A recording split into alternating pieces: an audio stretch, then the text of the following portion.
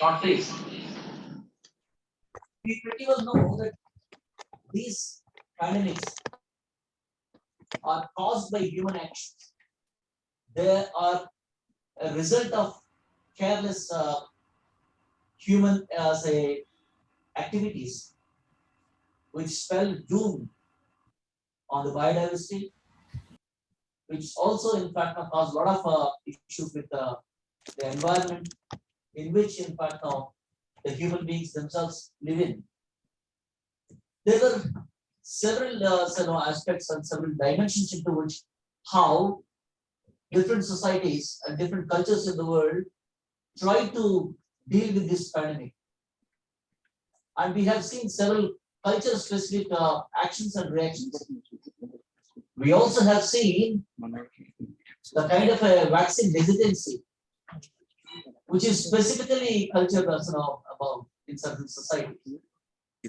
And we also have seen in certain societies like United States of America, the youth cultures involved in playing games with this virus as to who would contract it first when they themselves might do it. Naturally, like in a sense, as has happened before, this is not the first time, and this definitely would not be the last. The human societies have experienced these issues, these challenges. But the 21st century phenomena have its own unique things, which are very, very promising at the same time, highly problematic. One thing that we observed is the real remedy to deal with anything actually not just the kind of pandemics or the other kind of disasters or other kind of issues of livelihoods. The real remedy lies in enhancing cooperation, enhancing the interconnectedness, and collective, in fact, now endeavors, which has been, in fact, now the summum bonum of taking ahead and dealing with any problem. And this is exactly what we see and experience, is that is what is lacking today in the 21st century, dealing with these disasters. And that is an issue, that's an aspect for anthropology to look into. And yeah, we know basic antidote, not just for these viruses or for any kind of problems, is sharing of knowledge across the societies or even across nations. But unfortunately, friends, what we are witnessing is vaccine nationalism, which we have never seen before. There were many pandemics, many epidemics, many researchers have been put on, and many vaccines have been found out, formulated. But there has never been such kind of inward looking as we see today. This sort of a vaccine nationalism and prioritizing the country's own citizens rather than anybody else. That is quite concerning. And friends, unmindful of our own actions, there is a sort of a blame game against nations, against ethnic groups, against religious groups, as to who are responsible for this kind of action. So these are very, very serious issues that the present society is dealing with. And there has been hatred and division has very sharp. And on the other side, there are several levels of course. Medical anthropologists are working, people who are concerned with medicine are working, administrators, and then people in fact on the political solutions also are working. But the point is, such epidemics and disasters have become excuses to consolidate power by certain political officers. This we have seen globally. And the governments are getting into surveillance regime on the pretext of looking into the details. Governments are not in the satisfied with your biometric kind of surveillance. We also have seen some states which have become in fact some sort of a very, very serious surveillance states. And democracies also are infected by the virus of authoritarian populism across the world. The problem is, friends, the authoritarians in fact now, they are not efficient in emergencies. They may take fast decisions, but the problem is they don't own up the responsibility if it goes wrong. That is also his experience of the world across. So friends, we know pretty well any level-minded person who looks into all these situations that are going. We know that we are headed for a poorer, rather meaner world actually. And we need to deal with that and a very, very closed world order. Today, there is no world leader to deal with these things. As we have witnessed before, there were much more serious, grave kind of situations. But we have seen somebody taking up the hurdles, taking up the responsibility, bracing to these challenges. But today we don't see anybody. Everybody is hooked up to their own sovereign, nationalities, their own cultures, their own societies. This is a kind of a, what do you call, a 21st century phenomena that we're dealing with. And yeah, world definitely heads for economic collapse. The greed of the corporates, unbridled kind of a, penchant for power and also for profits. There will be greater job losses. There will be labor insecurities, which we are already in fact now going through. So friends, anthropology during this pandemic or even before this pandemic, we have seen several publications, several anthropologists world over have been working on this. One single example I would put is about the medical anthropologist, Michelle. She talked about the threat of syndemic. We have seen epidemics. We also know about endemics, and we are going through this pandemic. But this medical anthropologist, she observed and said, if a pandemic gets associated with an epidemic, an annual epidemic, she in fact only says that it will lead to a condition called as syndemic, where the present surveillance technologies won't work. The present medical kind of things do not work. So therefore, it requires a newer health policy, a newer gearing up of health administration to deal with the such kind of alarming situation. Yes, anthropologists talked about even working say among the cultures during the epidemic.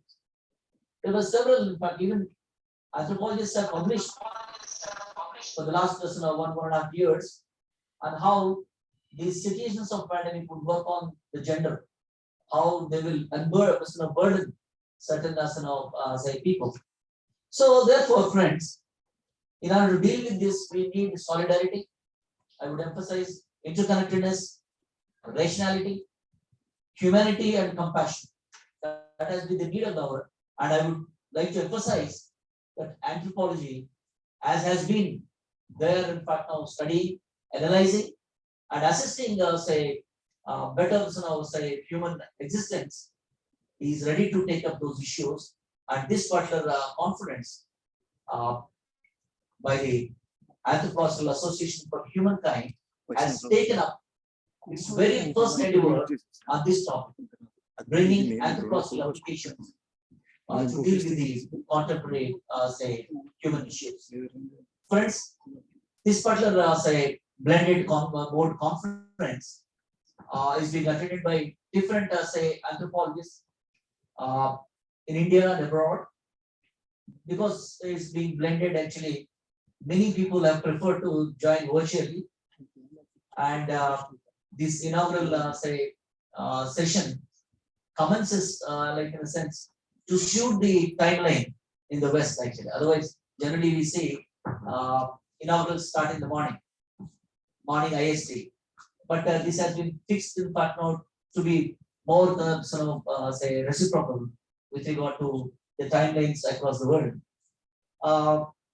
Yes, today, like in the sense, the collaborating organizations will explain their position. Dr. Pedrataya will explain us about what is Anthropological Association for Humankind and its background, its objectives, its say intentions, and then we have another collaborating organization, the American Corner. So Mr. David Moyer, the public relations officer of the American Consulate, he shall join virtually. And then we have requested Professor Arjun Appadurai to deliver the keynote address. We all know he is one of the great anthropologists with a very good standing. He's a theoretician of globalization and also post-globalization. Today, of course, we are going to the post-globalization.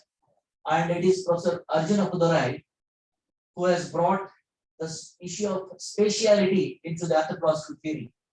He talked about the ethnospace, the cyberspace, the technospace. Like he has brought in many, say, new and highly, in fact, integrative and intensive theoretical approaches into anthropology. And we are very happy that he has graciously agreed to deliver the keynote address. Friends, this the conference actually next 2 days is divided into 6 sessions after this inaugural, commencing from tomorrow morning 10 o'clock. The first session would deal with the ethnographic methods, which in fact, like in the sense of the 6 public version of papers, 4 would deal with ethnography during the COVID time. Different ethnographic methodology has been tried by different scholars, and they will deal with that. And the session 2 tomorrow at 11 o'clock, the American consulate would conduct a program, in fact, now on their Fulbright say program in India. So the consulate personnel, they will give a talk for 1 hour. They will try to explain the academicians, scholars, and also the graduate students as to how to in fact like enhance their careers, funded by the Fulbright, Nehru Fulbright actually. And then the third session would be on public anthropology, where anthropological researches and insights into public policies of different governments, including government of India, would be dealt with actually. There are very interesting papers in this. Professor Kiran Jairam would join from South Florida, and Dr. Bartholomew Dean would join from Kansas. And session 4 basically is on rehabilitation and resettlement issues. Not just about the tribes of this country, but there are many issues of resettlements with the in a sense huge impact of mechanization, in a sense huge impact of economic endeavors. And friend session 5 naturally is about tribes and development. And this has been an ongoing issue, not just in India, across the world.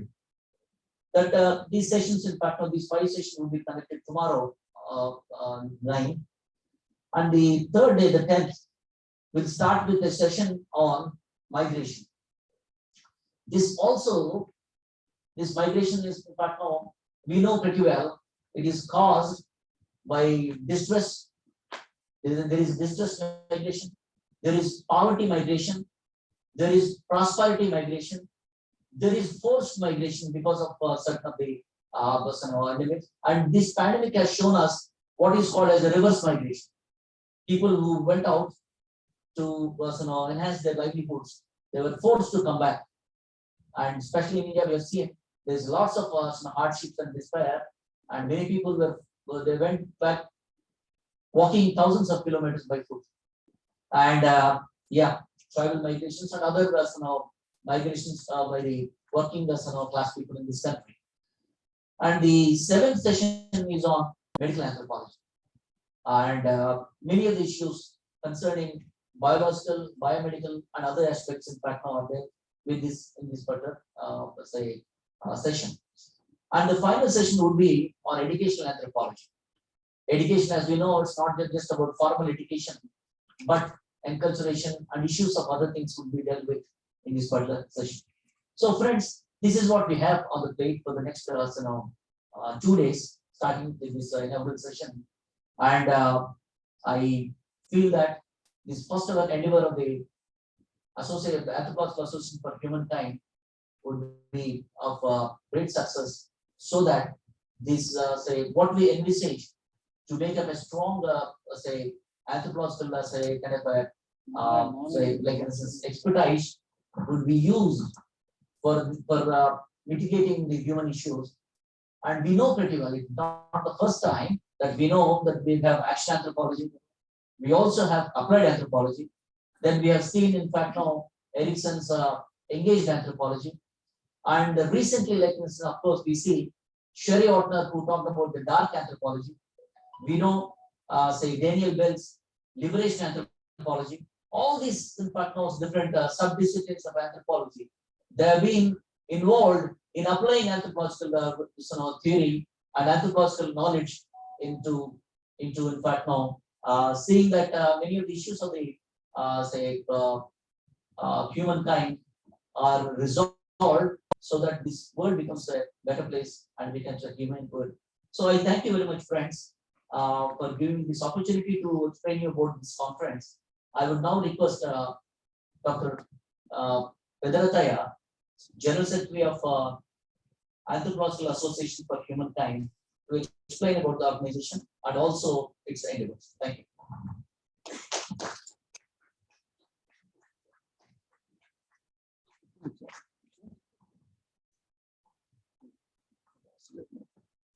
Thank you, Professor Satyapal. Sir,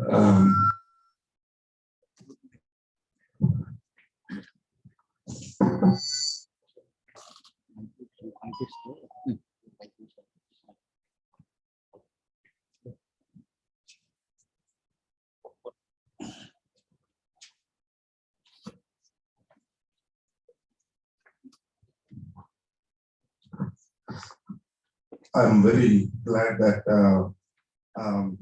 some people could gather here, and also some anthropology fraternity members could attend virtually this program. I just want to tell the context of why the Anthropological Association for Humankind came into existence.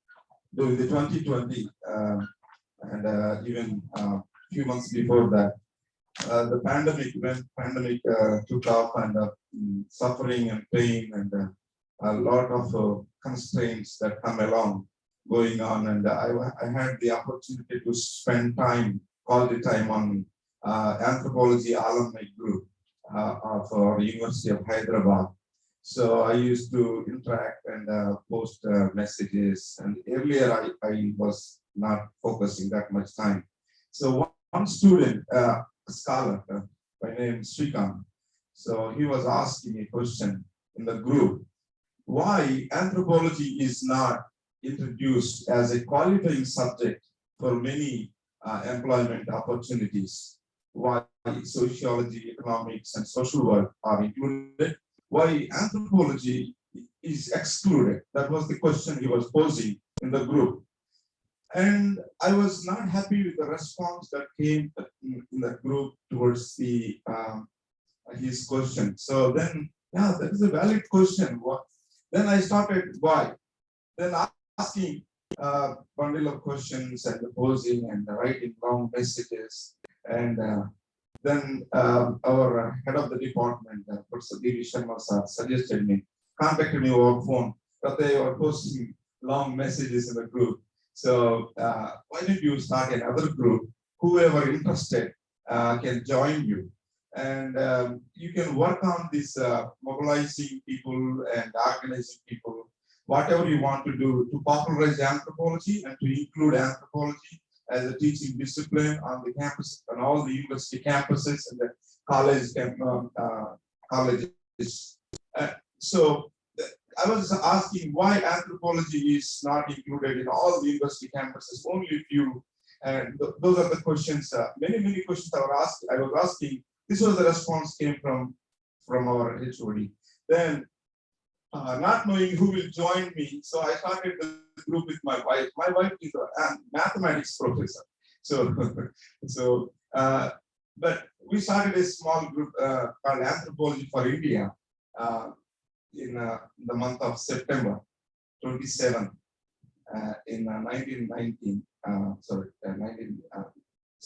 2019. So slowly, one by one, started joining the group, and now the group is around 250 members. So the senior anthropologists, many anthropologists from across the country has joined. So then I thought I wrote a concept note: how to popularize anthropology, and we should redefine anthropology. Ready? Then I started. Anthropology is the study of people, by people, and for people. That for component I added, and I wrote 5 pages concept note, and I started the vision casting that we need to engage with the human problems, and the purity and impurity, that division should be addressed thoroughly. And if anthropological insights and applications are engaged to address the human problems, what is impure about it? Why this unnecessary divide? Why we are excluding the moral responsibility and social responsibility towards the fellow humans and communities on this planet. So that was the question. Then I started, we should promote a international journal of anthropological applications. We should start International Institute of Anthropological Applications, and we should start applied anthropology on every campus, and postgraduate courses should be introduced. So when anthropology is engaged in addressing the human problems and addressing the global challenges, then it will have its essence, and it will have its presence, and it will have its offer. What anthropology has to offer to the humankind. We are not only studying the humans in the past and present. Why should we ignore the future of the humans? If anthropological methodology called ethnography is a business of producing and creating knowledge, why we should not apply that knowledge and offer the solutions and improve the human condition globally and locally, and promote the peaceful social coexistence of different communities, of different beliefs, different languages, with all human diversity and complexity.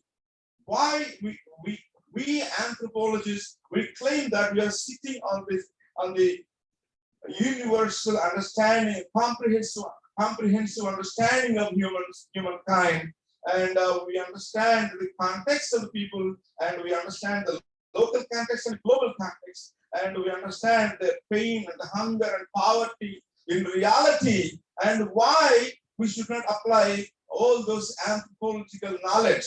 When knowledge is applied, it is turned into wisdom. When anthropology has knowledge, if it is not applied, it will be preserved and reserved for isolated to keep our published books on the libraries. So only a handful of people will access those books who are interested in that particular domain of research. But after that, what happens? Ignored. But if we want to be included on every university campuses, if anthropology should be included on every job qualifying opportunities, then we should be run to the forefront quickly and offer what is our unique and important contribution to every sphere of human life. We study humans empirically and holistically.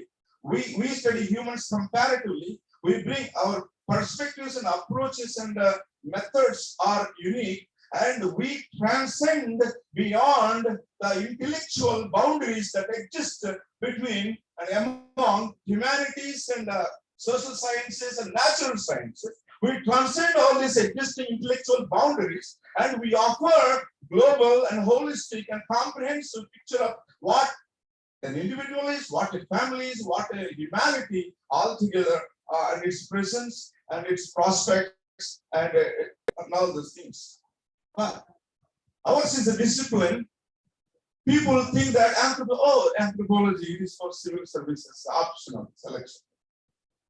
That corner, who pushed this noble subject to that ignored corner? No, anthropology is a noble discipline, and it is the supreme discipline, and it has a glorious future. And if our essence and relevance and of what anthropology has to offer to improve the condition of humanity, that is the vision casted in that 5-page note. Then people said, yes, we agree with you and we join with you.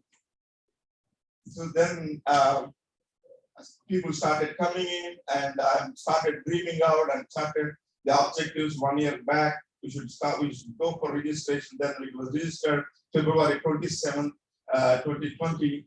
Then in the first governing council, I proposed the National Applied Anthropology Congress, Anthropology for India, McAfee 2021. Then our governing council members says, ours is a newborn infant baby, and we cannot do big things at this point.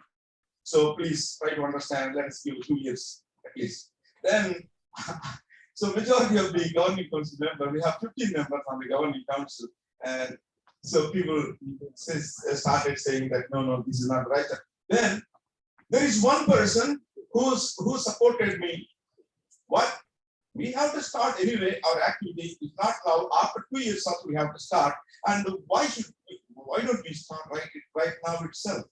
That is the Professor P.D. Satyapal Kumar sir from Anthropology Department, the Andhra University. So when he started, when somebody is providing the vision and mission and leadership, and we are here to should support him, not preach his spirit. Let us build the concept. Then he said, then people started clapping. Yeah. So someday we have to start, and we will start right now. Then the proposal was accepted in the governing council. Then the rest is history. And after in the same governing council, I proposed the World Applied Anthropology Congress, Anthropology for Humankind, WACAF 2022. Then it should be the World Congress. Wow, this is another big. We are not prepared. Then maybe we will discuss in the second meeting. So in the second, I think third meeting was accepted. Then started people, small group. The momentum got started, and this is the takeoff place. So Professor Satyapal Kumar sir, I'm very thankful. I requested him to be our president. Then he said, "I'm so busy, Ratya. When I see your interactions and questions on the WhatsApp you posted, without his permission, I took his number from a website. I added him to the Anthropology for India group. Then he started reading silently. Many times I called him, he never responded. Then finally, I was praying to God, what should I do? This is the vision I got. Then why don't you try again once more to Professor Satyapal Kumar? And I prayed, and so I called him on my knees. Actually, he does not know that. While I was praying, I got the thought to call him. Then he responded. Yes, he said over phone, yes, I decided to support your cause. I am convinced by the vision, but I don't know how it will, the support I can extend. But I'm with you, he said. Then I visited Professor Vijay Prakash in Vijayawada. He said, don't spread yourself throughout the globe, limit to Andhra and Telangana. And then he came up with the vision statement, objectives, everything prepared, systematic and excellent document. Then I said, I'm not satisfied, sir. Why Indians should not start a global platform? Why is it not an untouchable area, or is it an untouchable area to enter? No, Rataya, you say something small and accomplish big. If you say big and accomplish nothing, and your validity and credibility will go. So that's what our Professor Vijay Prakash told. Then I said, sorry, I'm not okay, but I respect your thoughts, but I'm going to create a global platform. Then I straight away came to Andhra University, and I met the head of the department, Dr. D. Ramesh Garu, and then Professor Satyapal Kumar sir is there to support me, and we had a nice time last year. In December, I met them. So this December is an event came into this. This is the brief background about it. So we have respected the VC sir to come and join us, and we are waiting for him. And the Department of Anthropology University, Andhra University, came forward to collaborate with the AAH, Anthropology Association for Humankind. After that, very recently, American partner, which is here in Andhra University, also came forward to collaborate with us. And things are started taking off. And we already received around 37 papers and from different corners of the India, and also one from Sri Lanka, one from Nigeria, and two from USA, like that. So now, what is the vision in one sentence? What is the vision of Anthropological Association for Humankind? To spread anthropological applications to solve human problems. Wherever humans are there on this planet. So anthropology will be there, and we will spread the applications of anthropology, all the theories and new theories. Particularly, we want to promote anthropological research, issue-based. What are the serious problems that present day society and humanity is facing? List out, and work on it. Each issue-based anthropological research we are going to encourage, and many research projects we want to conduct, and then come up with the solution. We want to have a TV debates, and we want to have a periodical, weekly or monthly systematic debates to educate the Telugu or in all languages in future, and particularly Telugu and English at this present moment. So we want to invite the issue-based experts on each issue, people who, for example, we recently conducted an interview with Professor M.K. Ambas. He served as the chairman for National Institute of Open Schooling. So he was also on the parliamentary committee, and he also represented our country internationally in many conferences. So he suggested me, why don't you work on education? Then he suggested me in the interview, we have 16, maybe around 10 hours of interview, 6 episodes. They're already there and uploaded in our YouTube thing. So then, Anthropological Council for Education. This will promote research related to education. Then we will come up with solutions and suggestions to promote wholesome education. Not only making students smart, we also make students good, and also we will facilitate democratic virtues, and to promote a responsible citizen, respectable, responsible, and productive citizens. We anthropologists, we can do this, and we have to come up the handful of people who are experts in anthropology, education, or education anthropologists who are active, who are concerned for future generations. So not only sector of education, the industries and the NGO, civil society, and many other burning problems we are going to engage. It is in the beginning stage, and this is our first, and we want to have a lively interaction and discussion and contributions. We also conduct many workshops, issue-based, and then come up with the list of insights and suggestions, and develop the applications. So then that applications will be applied locally, globally, elsewhere to mitigate the risk and improve the human condition, and promote the facilitate the development, facilitate the process of character formation, and promote peace, not only development and peace also, and to promote the responsible, respectable, and productive citizens, not only in our nation. The message will go, have to go, and that's how we are going to prove our essence and claim our presence with confidence. Not only with confidence, with authority, we are going to enter into this dialogue with the power corridors, and we don't want to lobby, but we want to offer our solutions so that the governments, central government, state governments will come forward. Yes, now we know the important contribution of anthropology. Now we know what are the diverse job opportunities and job creation facilities. And then students and scholars and many people will come forward to apply for anthropology, and people will choose it. Because new education, national education policy brings interdisciplinary and transdisciplinary and holistic and character building. All these mega nice the global citizens and a competitive the required competencies to excel in personal life and family life, workplace, in the neighborhood, in the globe, to become a mature, contributing global citizen. And what is the curriculum that we need?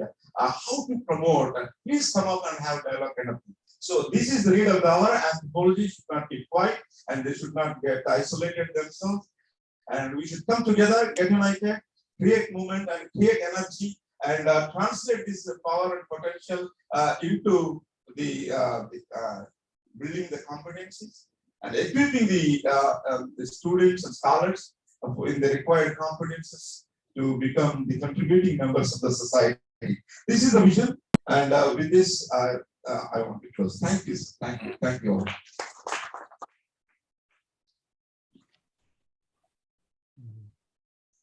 statements you have heard, and probably we all understand, knowledge is not passive, but it is proactive.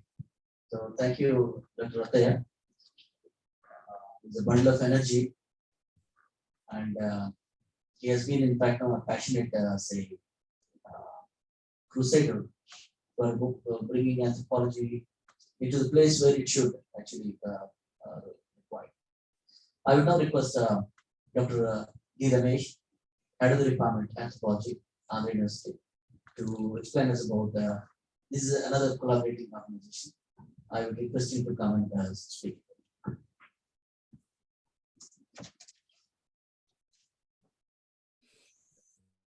Good evening, ladies and gentlemen.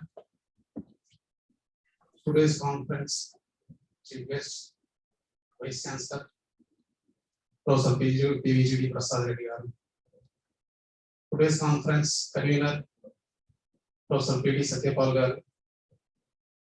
AAH, Anthropological Association for Humankind, Vice President, Vendikota Ananda garu. My respected teachers, Professor Babu Karnal garu, Professor Subramani garu, Professor Badai garu, Professor Sudhakar garu, guest faculty, research scholars, students, friends. I deem it a great privilege for the Department of Anthropology, Andhra University, in hosting this first National Applied Anthropological Congress. I would like to give a brief note about Department of Anthropology, Andhra University. The Department of Anthropology is one of the oldest in South India, established in the year 1961 under the leadership of Dr. L. Subba Reddy garu. He recently got expired at the age of 92. The department maintains a holistic approach to anthropological teaching and research in all fields of the discipline, including socio-cultural anthropology, biological anthropology, and paleoanthropology. Recognizing the vast growth of the discipline, in 1973, a separate department of human genetics and physical anthropology was carved out, and Dr. Yamma Chakravarti took the reins of the department. The department has a sound infrastructure base for pursuing teaching and research activities. It is endowed with 4 laboratories: Human Psychogenetics Laboratory, Forensic and Serology Laboratory, Molecular Genetics Laboratory, Paleoanthropological Laboratory, an ethnographic museum with a wide collection of exhibits from various parts of the country, a library, audiovisual equipment, film archive, and skilled human resources. And so far, the Department of Anthropology has produced many national and international scholars. So far, the Department of Anthropology in nearly 100 above PhDs awarded by the Department of Anthropology. The aim of the department are occupying important positions in universities, research institutes, apart from the state and central governments, and abroad, and other organizations. And also the alumni of this department, like Dr. Ravindranath and other are in the Executive Council of Anthropological Association for Humankind. Thank you for the opportunity. Thank you.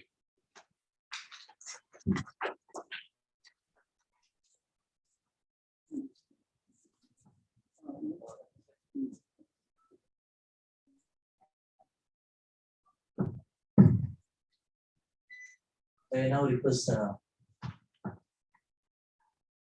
Dr. Vendikota Ananda, Vice President, Anthropological Association for Humankind,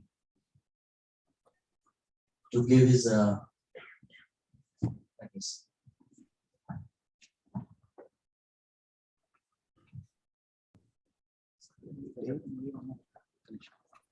पितृदेवो भव मातृदेवो भव ओम नमः Panini Katyayana पतंजलिभ्यो मुनिभ्यो महद्भ्यो गुरुभ्यः. Respected Satyapal garu, Ramesh garu, Vedarattai garu, ikkada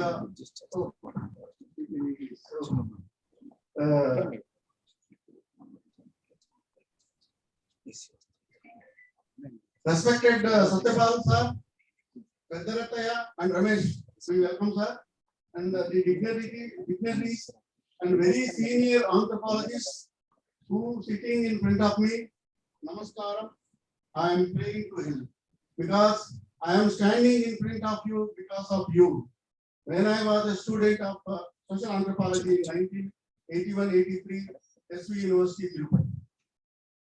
After my post-graduation, I did my PhD on Chenchus, primitive tribe.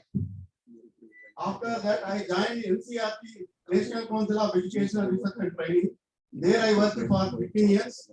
After that, I formed the department. I left from the government.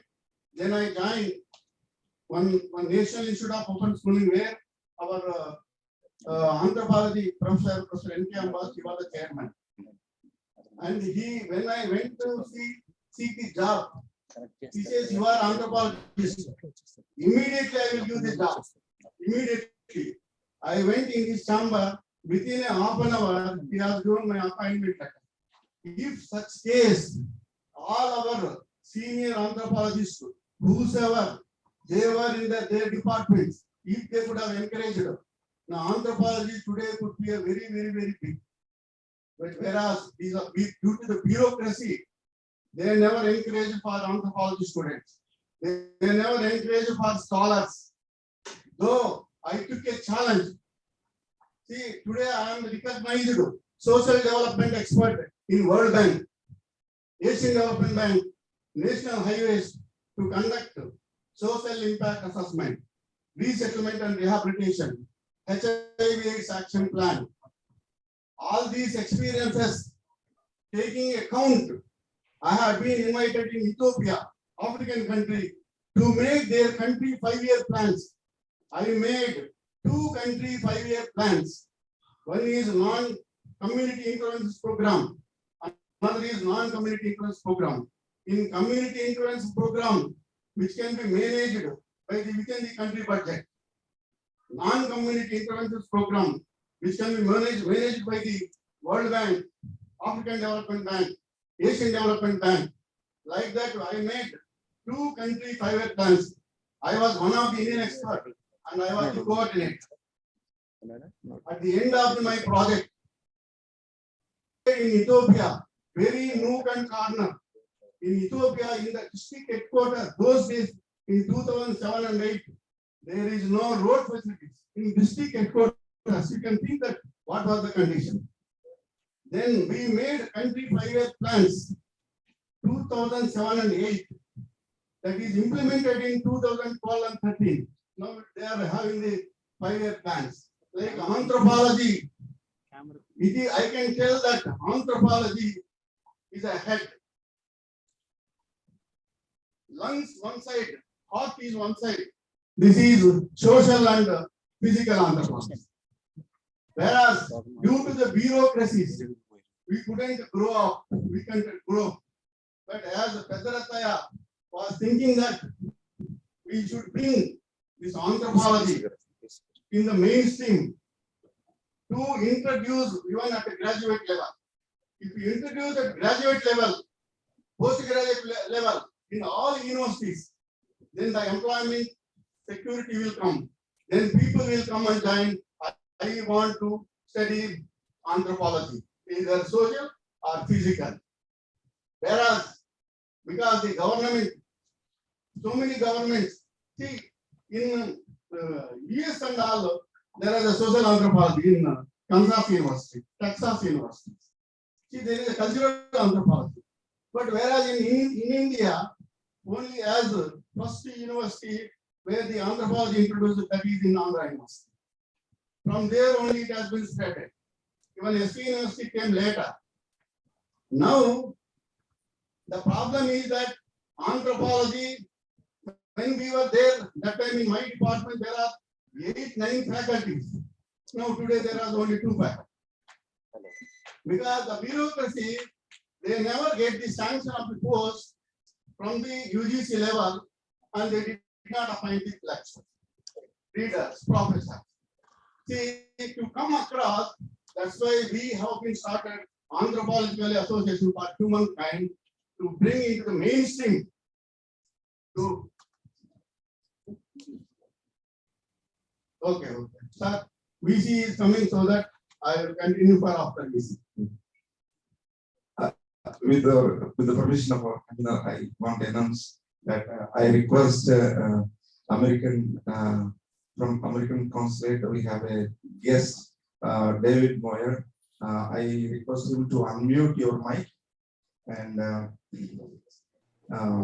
also we are going to receive our Honorable Vice Chancellor. Sir is going to come. So.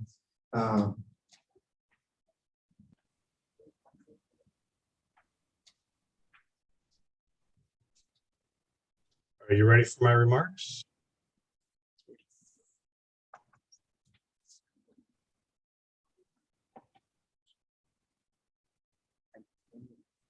You gentlemen hear me?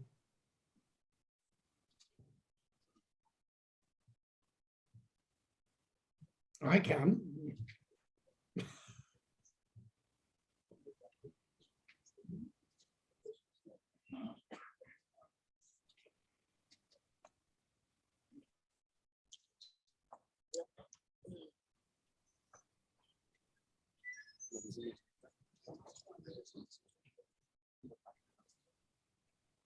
I request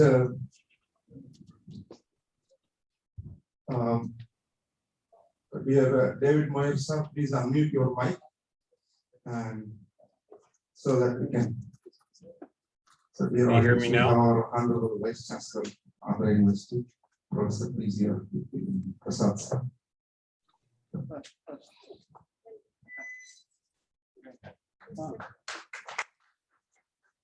Thank you, sir. Thank you.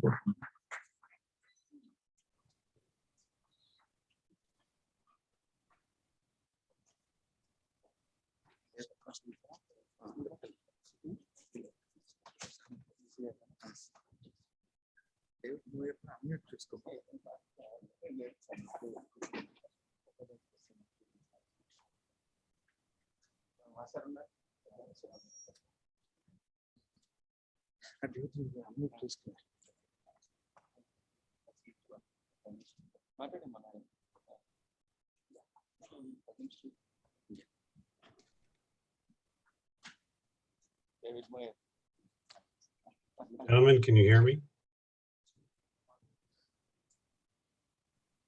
We are not able to hear you, sir.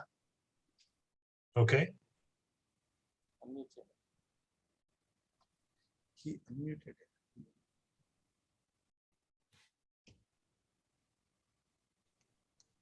We are not able to hear you, sir. Can you hear me now?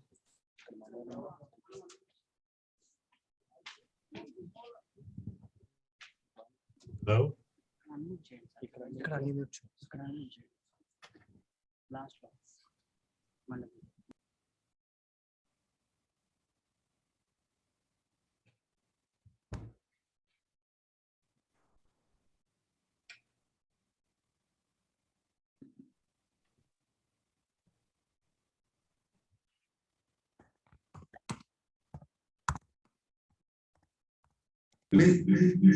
Please speak.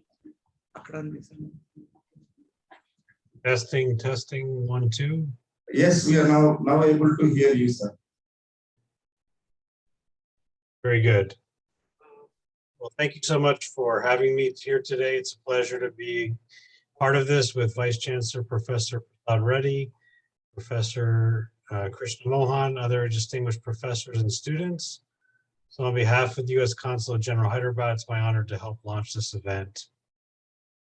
The American Corner is proud to partner with Andhra University and the Anthropologists Association for the Humankind in hosting this meeting.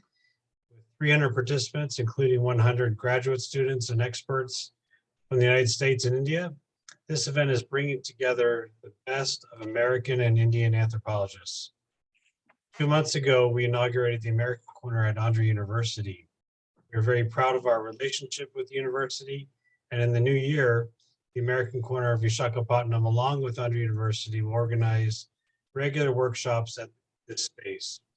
In January alone, we are looking to organize workshops on English language skills and current STEM trends in the United States. In February, we are organizing a workshop that focuses on helping Young researchers acquire skills that will empower them to propose feasible collaborative research projects with their peers abroad. Likewise, in the months of March and April, we will organize 3 different additional workshops. The audience at these workshops will largely be young women faculty, and we will train them so they can better train their students. The American Corner will soon have the resources that will help students and young professionals learn more about the United States. Our colleagues at the United States India Educational Foundation, or USIEF, will be organizing a Fulbright program every month at the American Corner. They will also organize 2 Education USA programs every month through the American Corner. And even at today's meeting, our USIEF colleagues are leading sessions on the Fulbright programs and pursuing doctoral studies in the United States. I hope that participants can make good use of these sessions. In March, we will announce the next cycle of Fulbright programs. I hope some of you will put in applications and be selected to participate in these programs. Across the world, millions of students and professionals make use of American Corners. Many decades ago, while he was still a high school student in Bombay, Professor Arjun Appadurai, this evening's keynote speaker, was a regular patron of the American Center. Through those interactions and the support of his elder brother, who was a student at Stanford, he helped him access educational opportunities in the United States. Attendees in the audience today can do the same and make use of these resources at the American Corner as they pursue the dream of studying the United States. So Professor Appadurai, I'm very glad that you are able to join us virtually. I thank the leadership of this association, including Professor Ravindranath Dugirala, Dr. Bartholomew Dean, Dr. Peta Rathaya for inviting us here. I hope you have a very productive and engaging discussion. Thank you.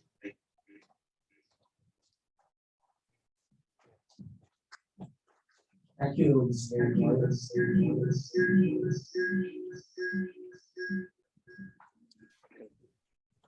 for your good I was with American Corner at other university, and also in fact for taking keen interest in participating in this conference. So friends, I feel honored by the presence of our Honorable Vice Chancellor. It's rather, in fact, no, we have pulled him over here. He was very, very busy. And I personally could not go and meet him because of my personal compulsions. But when head of department and then Dr. Pederatia from IAH, they went to him and he explained that he will not be able to present here physically, but he was gracious enough to agree that if he could not come, then he will deliver his talk virtually. But we are fortunate that Professor Prasad is here, and we know his very dynamic personality. And this Department of Anthropology, sir, as you know, that the university has encouraged one American professor under Fulbright fellowship to be with the department. He's Dr. Jeremy Inker from University of North Carolina. He specialized in peace studies, and he got associated with Department of Anthropology at the university. And he's supposed to stay here for 2 years into teaching and his own research, but due to the pandemic, he has postponed. So that way we got a connection with, say, the American scholars out here, and several American researchers, both from University of Kansas, University of California at Berkeley, University of Texas. They work with the Department of Anthropology very closely. Dr. Padaya knows very well. He has been to Johns Hopkins School of Medicine, and from this department, in fact, from these laboratories of this department, several worthwhile research publications have come, which were published in Nature, published in Journal of say American Journal of Human Genetics, and then Genome Research. It has a good standing relatively in anthropology departments in this country.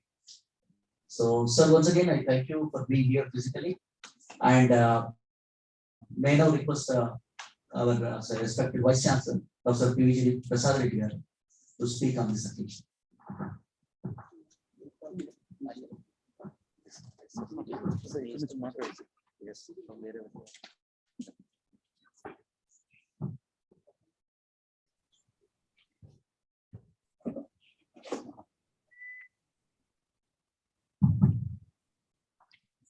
evening, dear friends.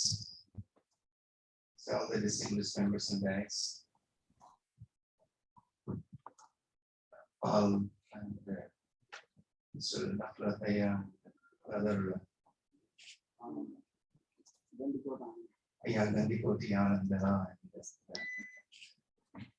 all the senior professors from this great university, students from the anthropology department. Am I right? You're all in the third semester. Oh, that's good. That's good. Okay.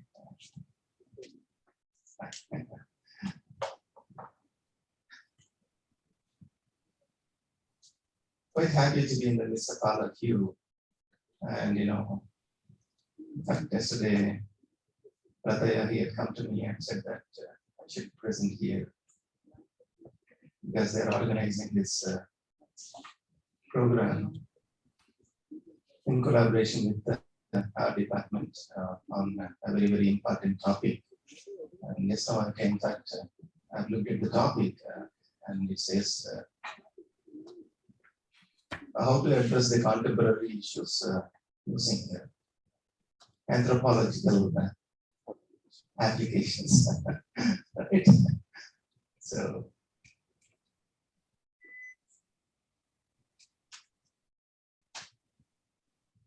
I don't know how relevant my talk is going to be. Okay, I will just speak for 5-10 minutes.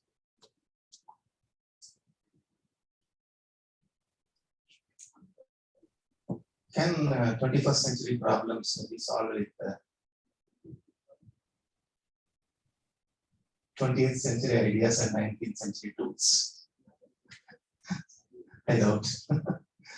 Because today you have got so many problems and you require desperate solutions. So if I say that grandparents' thoughts we use now to address the issues of the current generation, not so easy. Acceptability is very, very tough, right? But people talk about Generation Z. You all belong to the Generation Z, because you are into a digital mode altogether, a totally automated world.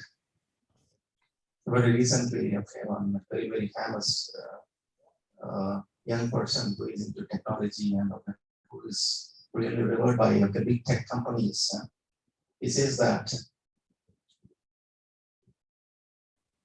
the universe into which we are heading is just not a normal universe.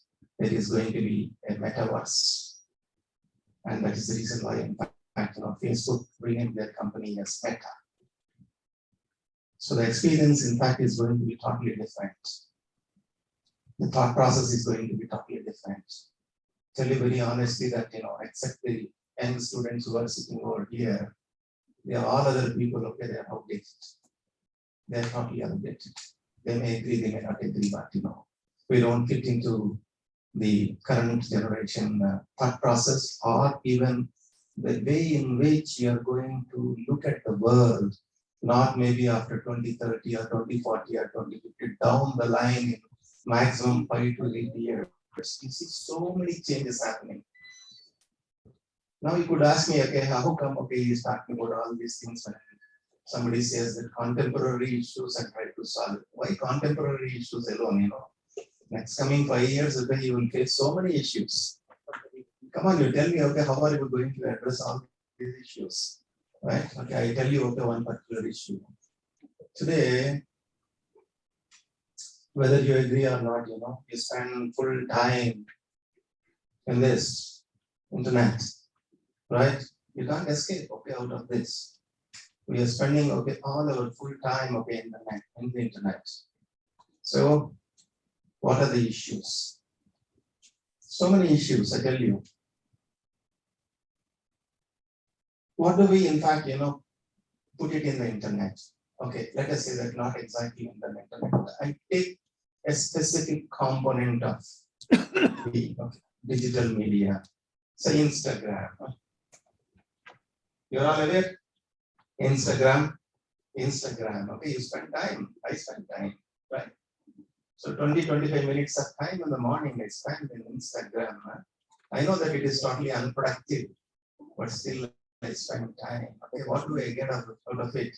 I would just look at it because so many people, okay, they put their postings, okay, in Instagram, right? What do they put? Their happy moods only they put. Do you think that anybody would put, okay, their painful moods? No, they never put it, right? So they are okay on into a vacation, they post. Okay, they must have gone to a movie, they post. Some happy occasion at their home, they post. Right? So they are only just posting their happy things, okay, on the net. Think by looking at all these things, you think that they are all happy always and you are miserable. Right? So you think that you're miserable, even though you also have got so many happy things to share. By looking at that, because in their life also there are so many sad stories, so many sad things happening in a day. But people always look for some kind of a support, because we are all human beings and we look for support, right? We only just move forward, okay, looking for support. You always require some kind of a justification from outside. That's how, in fact, we have grown. So you need some kind of a social law there. So hence, what they're doing, they're putting something, okay, in the Instagram and some likes to that. You are looking at it. Now, there is a sad story. You see, this person, okay, he went for a vacation. He was, okay, here with me in my next doors. Well, not really good at academics, but how he today is earning a lot of money, moving, okay, across the world, postings, you see all these things, right? At one point of time, honestly speaking, you are only just comparing your inadequacies with only just 4 or 5 people who are your neighbors. But now, the whole world you have to compare with all these, the entire world. So I don't think that this problem can ever be solved. This is one biggest issue that this generation is going to face. Fortunately, the age group, okay, which we belong, 95% of the people do not know how to access these sites. They are happy. They are happy because they do not see all these things. They don't require any approval from anybody. They have spent their time, so they are happy because they have no idea. They have no idea about it. But your life is not going to be like that. So the jealous factor, in fact, it's always there in the human existence. Whether you talk about value system, Chanamama stories, all these things, but practically we all admit, pragmatic approach, it is there. So the jealous component at one point of time, which was only restricted to 4 or 5 people of your neighbors, now you'll have to compete with so many people, okay, on the net. This is one of the biggest challenge that this generation is going to face. So how are you going to address this thing? So what kind of an anthropological solution? Probably I think you evolve to solve this. You tell me.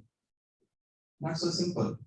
Not only that, I take you to maybe I think a little higher stage, I would call it as an echo chamber, right? In the sense, human mind is always tuned to negativity. Yes or no? Yes. Yeah, it's always tuned to negativity.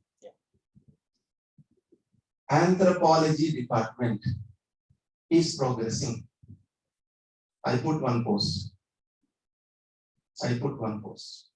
The next policy, the immediate post, okay? Why anthropology study is not good at other university. One is anthropology study at other university is progressing.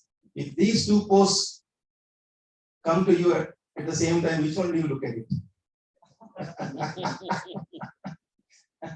Human mind is always tuned towards negative. Whether you accept it or not, today, so many kind of digital tools that are increasingly made available from so many companies. They always pump in negativity on it, right? Your story will be told by somebody else.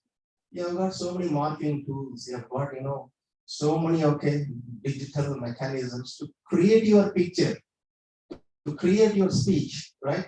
You can become a Samantha and you can, probably I think write something, on the screen, even though it is not Samantha, about Samantha, as if Samantha is talking about, that, who is that person? Agadna's son.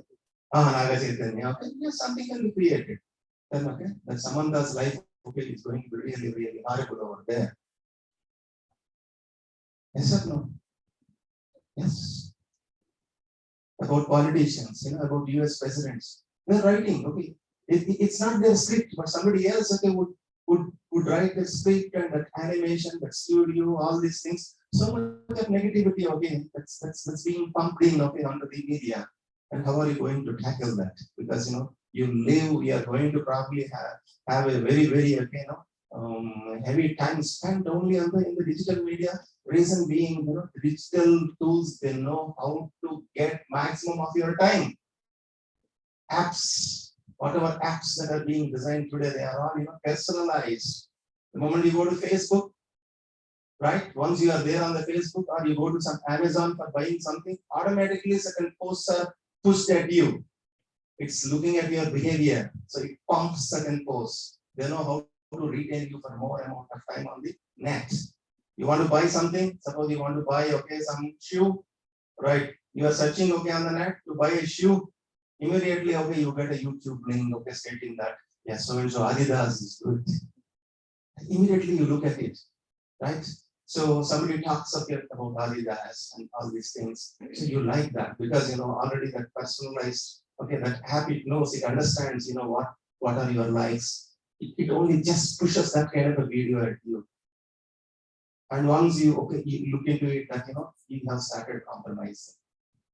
You have started compromising because by the time you look at it and make a choice, yes, I want to go for it. Next time onwards, the group who are pumping that, it could be an artificial group created by the particular big company. They know how to send that information to you and how to probably put you into a trap so that to begin with it's easy. Oh, how comfortable I am because I'm able to get this particular shoe. Next time, it pumps something. Your job is simple. I'm able to get this. I'm able to get that. Oh, somebody is helping me. Fine. To begin with, it's all fine. But at a later stage, and you start, probably accepting this, confirming your choice. The choice power, that means between these two alternatives, whether to go for this or that, would always go out. Times to come, it's not just buying, in Amazon. When it comes to political affairs, suppose you want to take a crucial decision, you want to join a university, you want to take a crucial decision, all that, the choice factor of it, you lose.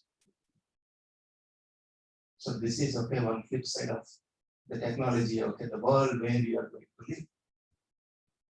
And now, people talk about nucleus families, right? During, our grandparents' time, 10, 15 kids, even my time also, 6, 7 kids. And when it comes to, maybe I think me as a parent, only 2 kids.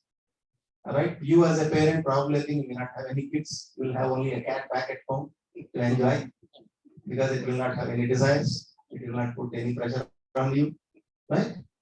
So that means already, you are getting into isolated mode. But this virtual world, once you are into virtual world, you are isolated. Everything is available to you. You are trapped into a game. You are enjoying. You don't want. So now, the office is open. They are calling you. Nobody wants to go to office because they know how to work, get the work done. By sitting at the home, they can order. You don't require a grandmother to prepare a good recipe for you. You look for stars. 4-star rating. So it's a restaurant. Order from that restaurant. You must have seen Most Eligible Bachelor movie. See. That's the trend. So ultimately, you are going to be isolated. Only one single person. You start enjoying things under isolated mode. This is going to create a huge impact. So the world ahead of you is much more complicated than the contemporary world that I have seen just now on the screen. Right? Metaverse. People are talking about metaverse. So what do you do now? Do you agree or you don't agree? You will have to agree. You can't, okay, but of course, humans traditionally they don't agree. If you don't agree only, you progress. Otherwise, okay, we would have all lived under the cave. Huh? We are all, cavemen. The caveman, he wanted his son to be there in the cave. But he said that, no, father, I don't want to be in the cave. I want to go out. And hence he got a hut. And from there, today, okay, this bungalow and all these things have come. You don't agree. But now, technology, all of you, do you say that we don't want technology? We don't want to agree with it? If you can say that, it's fine. But you live with the technology. You invite all these issues. And after inviting all these issues, after appreciating this entire world, all of a sudden, if you say that I want to go back and okay, look for a solution to current day issues based upon the human life, okay, in that particular era, is it possible or not? I don't know. You should tell me because I'm not a student of anthropology. Right? I only teach. But you are telling I am only relating terms. Paul can catch it. I'm only just relating terms. Because basically, if you ask me to classify all these things, I don't know because simple things I know evaluation, but many things you are inviting. We are inviting, right? So when you are inviting the new things and you want children to enjoy these new things, at the same time have the happiness of the previous generation, is that possible? It may not be possible. Hence, yes, technology is important because it is the technology that has delivered value to us. Today you have got health only because of technology, right? The pandemic issue, we are able to come out of it because you believed in technology. So many solutions we are able to solve it using technology. Technology is no doubt good, but at the same time, when you are looking for a solution to a current generation, to this previous generation, okay, anthropological issues and all, I don't know whether the human mind, the human behavior of those days can really appreciate your lives of today. Is a big thing, right? So maybe you can invite some experts to address all such issues. So happy that all of you are here, youngsters. You are all the brand ambassadors of the university. We are all brand ambassadors of the university. When you go out of the university, okay, what I wish from you is that talk big about the university. Talk big about the university. The life you got it at the university, and the kind of environment. Okay.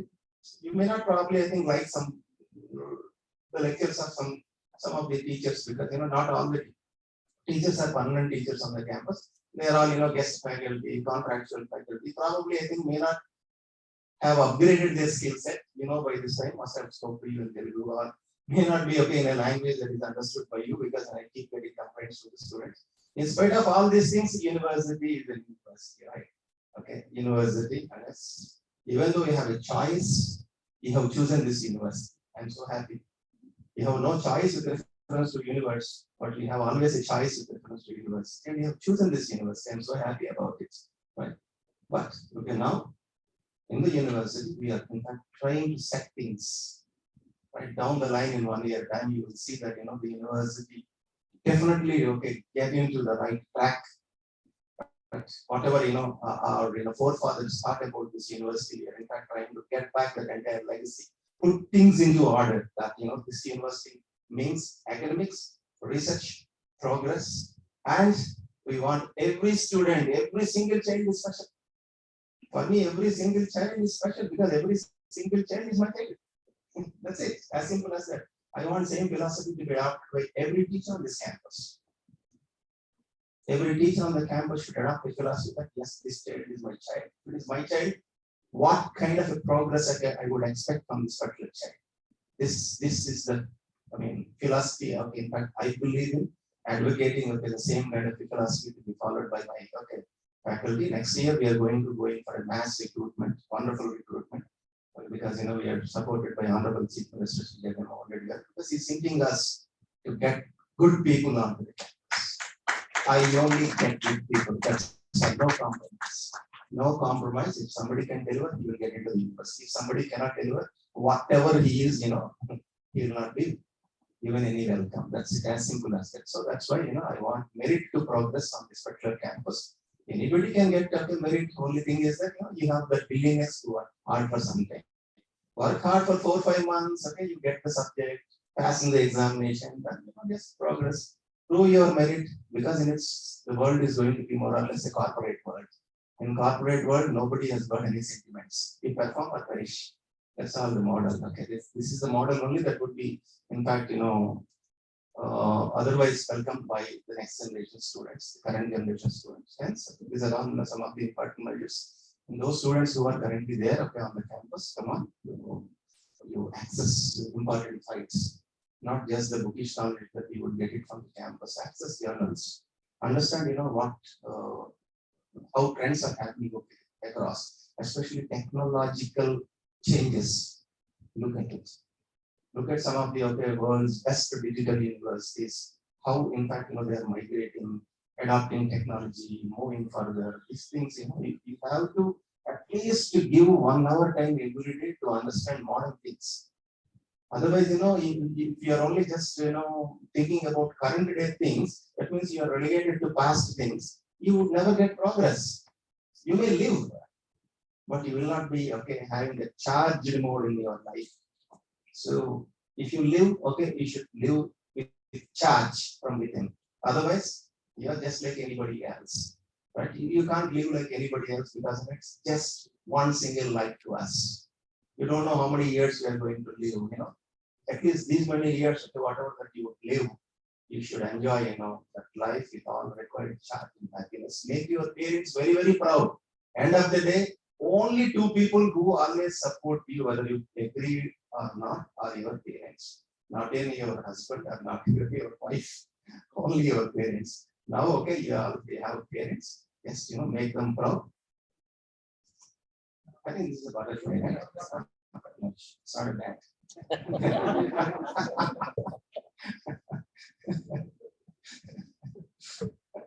Right. So, thank you so much for calling me to this inaugural function and letting me to share some of my thoughts. Wish you all the best. Good. So, my sir, friends, you just heard the Vice Chancellor of the university. We know, friends, that's the reason why the definition of university is called unification of versatilities. And unadmittedly, Professor Prasad Reddy, in fact, not top anthropology. Exactly. Lot of other. Exactly. That's anthropology. Sir,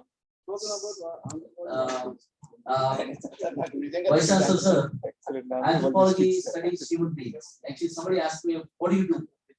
I said, we study human beings like you. And he was just a face. That is exactly what anthropology does. Contemporary here is relative. Always, in fact, we are not called humans.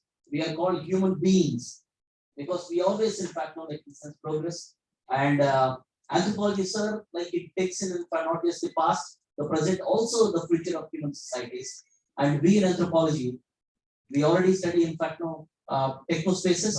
We study technology. We study cyber anthropology. We also study sensory, which is in fact taking, and all the kind of business enterprises or corporate enterprises that we are talking about, they involve anthropologists because it is not the technology, but how people make use of the technology, the culture, in fact, which makes the corporate anthropology deals with actually how you make up your business to a particular lesson of specific cultures across the world.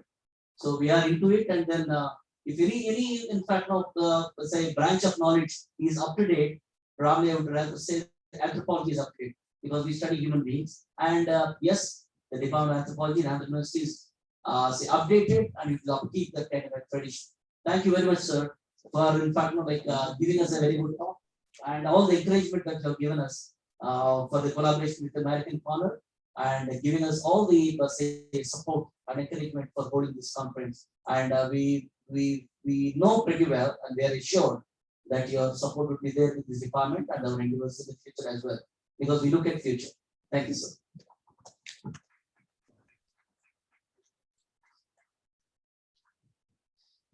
I am really proud of our Vice Chancellor, sir. For even though he is very busy and he has given us his valuable time and speech, and it is very inspiring and it is very shows need of the hour. Now we have a world-renowned anthropologist, and he is the most respected anthropological theoretician of the contemporary world. in the context of globalization and related issues. And he is Professor Appadurai. Professor Arjun Appadurai is the person. He was born in India, and India feels proud of him. And he is the world-renowned anthropologist, and he is the world-renowned anthropological theoretician, and he brought wonderful insights and applications. And he is the most respected in not only in anthropology, in all social sciences and humanities.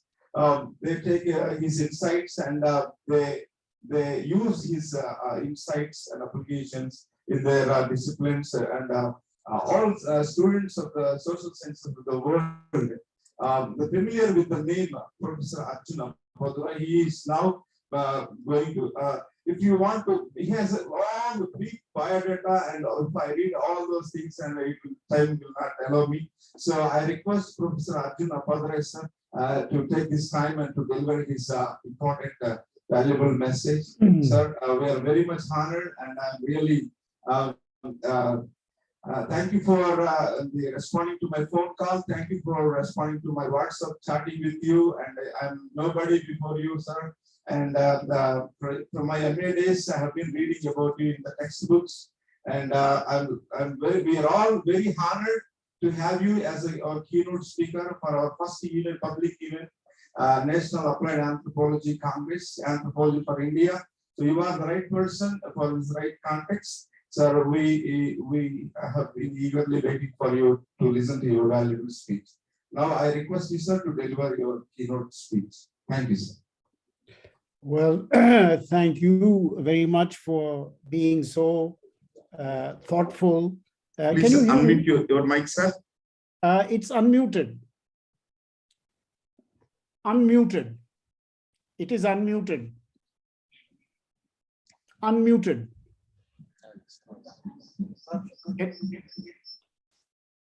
Can you hear me? Not able to hear you. Unmuted. Yeah, Dr. Gade, we can Sir, hear you go very ahead. loud and clear. Go ahead, sir. Joe, can you hear me? Oh, yes. Absolutely. Absolutely. I can hear you very well. Well, I don't think the organizers can hear me, so we have the same problem as before. Let us see. We are able to hear you, sir. We are able to hear you. You can? Okay. Yes. Yes. Excellent. Excellent. I think there was some glitch as before. So let me begin. I'm going to try to reduce the length of my talk because the clock is slightly against us. But I would be remiss if I did not begin by thanking all the organizers, several of whom have spoken today and have made framing remarks about the collaborations that have created today's event. And I am very honored to be invited, even if virtually, to make some comments on this occasion. I appreciate very much the range of institutions that has joined to support this mission and to support this vision. And I'll make only two personal comments before I go into the substance of my remarks. One is that having heard the Vice Chancellor's remarks, I'm afraid mine are going to be somewhat dull and boring. They were wise and witty and penetrating, as befits someone who is running a major university and has a big perspective and a sense of humor. In my own life, actually, I have had a lot of interest in the question of the digital world. Where is the upside? Where is the downside? Who is the master? Who is the slave? So if I had a choice and I could rerun, I would change my topic and give a kind of accompaniment or do a jugalbandi, which with the VC's comments. But alas, I don't have preparation for that. So you will have to accept a much more tedious and boring talk coming from anthropology. But it is coming from anthropology. And as my colleagues have said, we are a very broad train station. Local trains are coming, long distance trains are coming, global trains are coming, traffic is very busy in the anthropology station. Our challenge is that because we were formed as the discipline which is about the study of man originally, but now we call it humankind, the things that move, everything falls under our purview. But as a result, of course, people who read anthropology only know a small piece here and there, but the menu is very large. So it's a restaurant with a menu of thousands of items, but who can eat thousands of items? So we only see 2 or 3 or 4 or 5, but we have a big menu. The other comment I'll quickly make is to say that I'm very happy to be at an event in Andhra Pradesh. I am, of course, originally my family is from neighboring Tamil Nadu, but I'm very happy to say that my father, who would have been about 125 today, grew up and was educated to a small extent, only to high school. He could not afford more than that, in the town of Ettiyapuram by the Raja of Ettiyapuram, who is a distinguished gentleman from the Telugu region who came to Tamil Nadu, along with many other royalty of that time. So I feel a certain debt to Andhra, even in my own family. And so I'm very honored to be here, though my Telugu is quite limited, except for culinary terms. Otherwise, I'm a Tamil speaker, Hindi speaker, Marathi, etc. But I want to say I'm very delighted to be in this particular institutional environment. And finally, to say, I thank our colleague from the American Consulate for mentioning my background in Bombay. Indeed, I was very fortunate to live 100 meters from what was called the USIS Library, the United States Information Service, as it was called. And I read tons of magazines, fiction, books, as well as information about universities, which allowed me then to go to the US as a 17-year-old in 1967. And so I spent a lot of time in the USA, but always teaching about India, so I always returned to India. And consequently,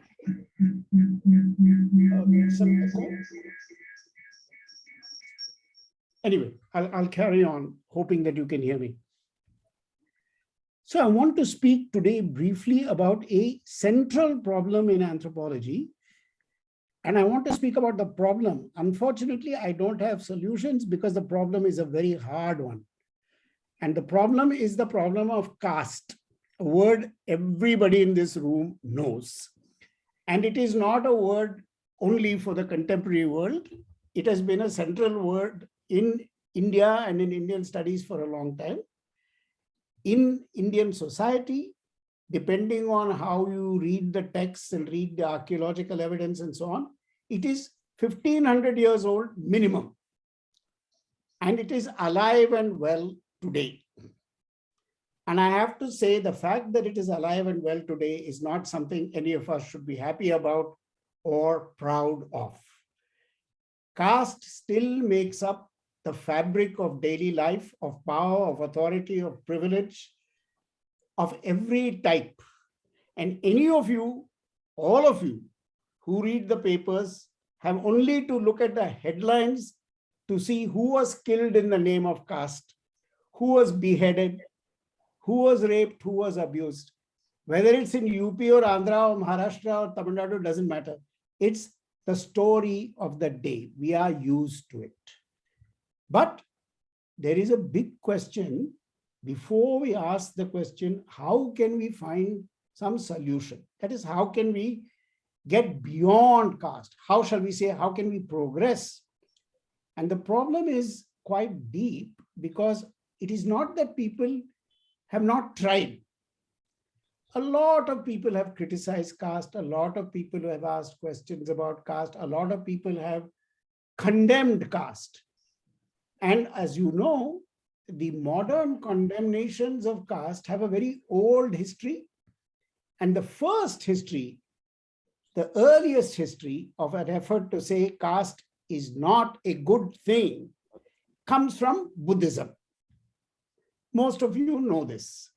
And the fact that the great Ambedkar turned to Buddhism as part of his solution for India is not an accident.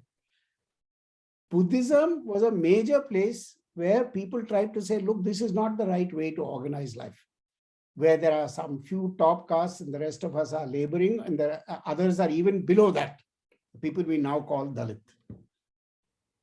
The Buddhists, as you know, made a very good effort in this regard, but they failed in India. Buddhism was removed in India by the 10th century. I like to say that Buddhism, I use a saying, is India's most successful export. It went to China, Korea, there went to Thailand, Sri Lanka. It has bloomed everywhere, now including the US. But if you say, what is the story of Buddhism in India, except for Ambedkar and his followers, and now some people coming for pilgrimage to Bodh Gaya, Buddhism and Jainism are minority things, they're basically gone. So there is a question there, and no historians up to today have given a decisive answer. Why did Buddhism die in India in the first millennium of our history? But it is a relevant question, not because I'm an expert on ancient India or archaeology or Buddhism, but because I want to tell you that people have been for a long time trying to solve the problem of caste and get out of it. And it has proved to be very, very difficult. And one of the arguments that has been given about why this way of thinking and living and organizing society is so persistent, it is so resilient. You know, these days we often use the word resilience to refer to good things, resilient cities, resilient design, and so on. But caste is very resilient. Who made it so resilient? Why is it so resilient? When you could say that 75% of the population that lives in caste does not benefit from it. 50% at least are daily abused by it. Plus the constitution says it is illegal. Plus Western modern thought says it's illegitimate. But does the system care? It is thriving, it is resilient, it is doing brilliantly around us. So one of the great thinkers of the social sciences, who happens to be German, Max Weber, wrote a book called The Religion of India, where he tried to grapple with this. And his answer, which is quite a good answer, but it's not 100% because he was not able to give a kind of solution to how to move forward. He said the formula which makes caste so deeply anchored is karma plus dharma. 2 words, it's like E is equal to MC squared. Karma plus dharma equals jati and varna. What did he mean? Karma is the cosmic law. Everything you do has effects. Whether you're a lizard or a snake or a Brahmin or a Dalit, everything you do has its effects, and the effects continue life after life. So there is an iron law that your self or so-called Atma is going through a huge cycle, over many lives. And the marks of action in one life lead to what happens in the next. That is the karma part of the equation. Plus D for dharma. If you are a Kshatriya or a Vaishya or a this one or a that one, your only path to getting out of this is doing what you're supposed to do in that capacity. Do not rock the boat. If you want to get out of the big machine, do your job in the small machine. Somehow, this formula, karma plus dharma, is the way to live. It is the way of the world, not only a choice. It is the law of the cosmos. You must observe it. The minute you buy into this, caste is guaranteed to go on forever. Because who is going to rock the boat? Who is confident that they have some other salvation? And the beauty of the caste system, and all my anthropological colleagues in this room and in this gathering and in this days know this. I think our senior colleague has studied Chenchus. He must know this very well. That the beauty of caste is it's always about details. It is not an abstract message, equality, fraternity, brotherhood, spirituality. It is, do not eat this food at 3 o'clock if a cobbler is sitting and watching you. It is thousands of rules like this, tailor-made. So a little bit like the Vice Chancellor was saying for digital era, where on Facebook you will get an immediate advertisement for a tour to Tirupati when you said you wanted to go to Guntur, but they are bringing you nearby. Caste system did not need digitality for this. Everybody knew in each circumstance what was the personal app. They each had an app. The app was called caste.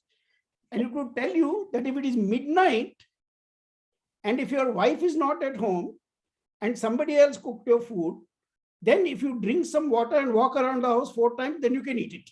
That's the rule. Now you say, what is the principle? What is the law? No answer. It is an encyclopedia of detailed rules.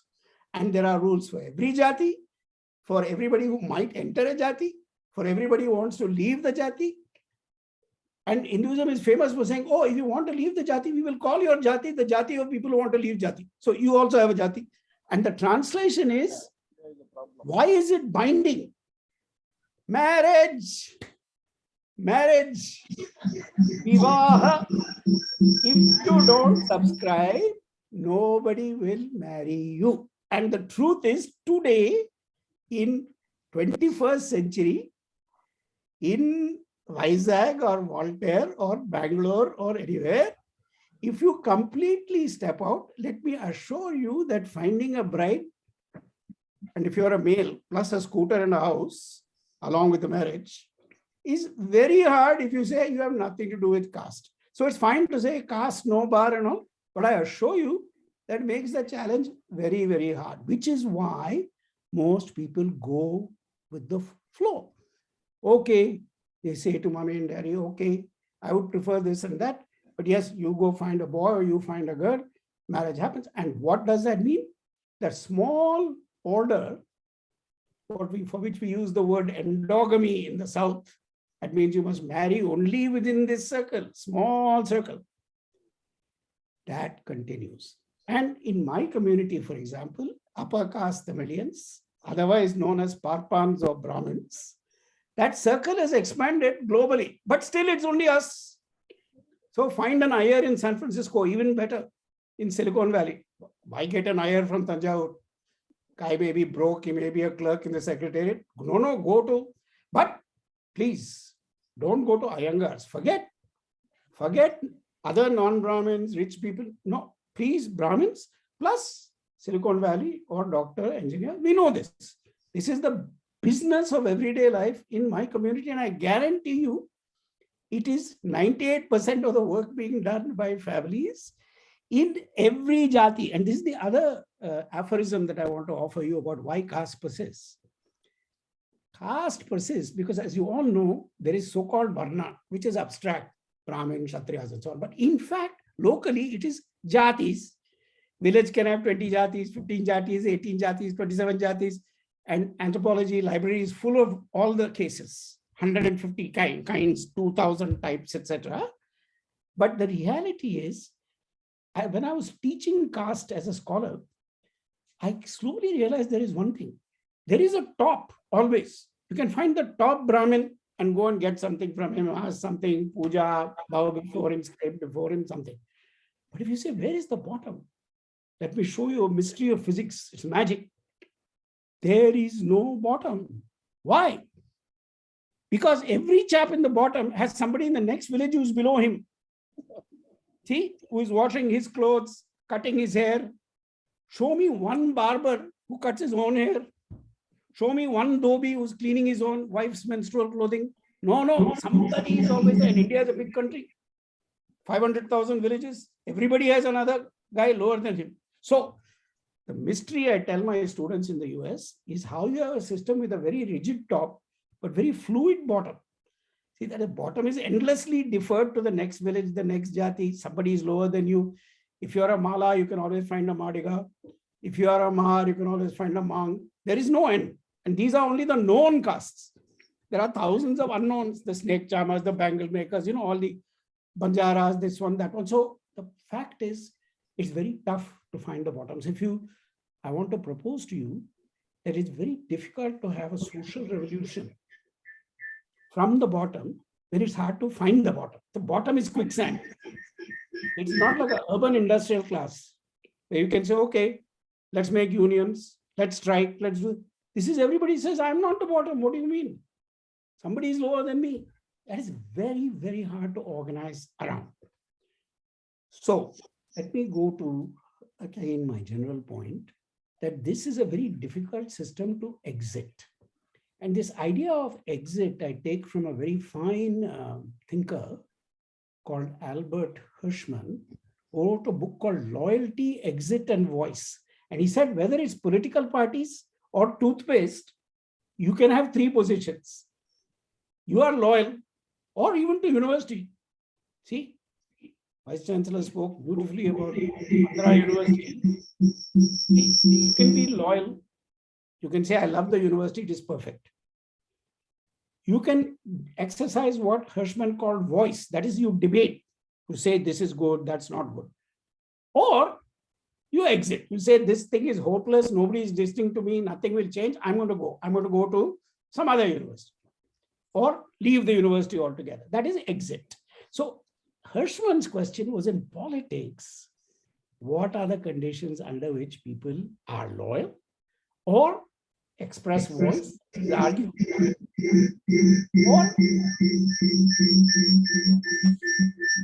or exit, or exit. My proposal to you is that in India, for 2000 years now, it has not been easy to do anything except loyalty. You can argue a little bit, and of course, Bhakti movement has argued, Buddhists have argued, Sikhs have argued, Muslims have argued, and in the last 100 years, Dalits have become major arguers, saying this is terrible, change it. But exit is very difficult. You cannot say, please let me get off this airplane and find another airplane. There seems to be only one airplane in town. So even among Dalits, we know that the thing you can hope for is to rise in politics, is to rise in government. And that has been an extraordinary revolution even in my lifetime. Still, it is not exit. You have to accommodate every Dalit person that I know who is a bureaucrat, who is a politician, who is in university administration will tell me, it is a hell of a job and you have to adjust all the time to a situation which is hostile. So we face a dilemma, and I want to turn now to your interest as a group in the anthropology of humankind and in applied anthropology. That is anthropology, which is also about solutions. And I would say this is an area which is well worthy of anthropological interest, because we have produced 10 to 50,000 books, monographs, and articles, maybe more, on how caste works. What are the varieties in the South, in the North, exogamy versus endogamy, Dravidian system, marriage system, dowry system. Nobody has contributed more than us to understanding what is this beast. But if you say, what have we contributed, or has anybody contributed to how to get out of it, that library becomes very small. So I am giving this talk today as a critique of myself also.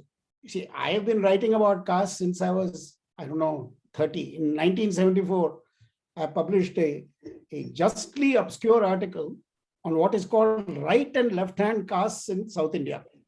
Idangai, Valangai. That is a subject that even people who study Maharashtra have never heard about. And let me tell you, there are some great scholars of medieval South India on this topic. People like K. Sundaram on oil presses, oil presses of Andhra. These are crucial studies, all of which I looked at to try to understand what is this right-left business. It was there for 9 centuries, from Chola period to 19th century. Suddenly today it's gone. You don't find it except in very obscure places. It has disappeared. Right? It was a huge thing. It was happening everywhere. So I wrote some article about it. So from that time, I have been wrestling with what is this caste thing? Why is it growing? How does it multiply? What are the variations? And for many years, I tried a kind of exit of my own by saying, look, caste is not the only problem. Let us study this. Let us study agriculture, which I did do. Let us study temples, which I did do. But unfortunately, this 800-pound gorilla called caste is not going away. So I can exit and say, I will study this, I will study the moon, I will study nakshatras, but does the caste system care? No. So I come back also in the spirit of self-criticism to say any social scientist, and I don't care whether it is a lecturer in your university or in Bombay University or anywhere else, or whether it's the great pundits and sages of our time, such as Amartya Sen, Ram Guha, this one, you know the names. If they do not have something to say on this subject, I would say they all need to rethink the agenda. I am trying to do that for myself late. I'm now 72, barely able to speak, as you can see, except under the stimulation of good colleagues like you. But I would say all of these people, since they have nothing to say on that subject, should all be somewhat quieter than they are. We don't need another book on Gandhi, another book on Kerala development, another book on this and that.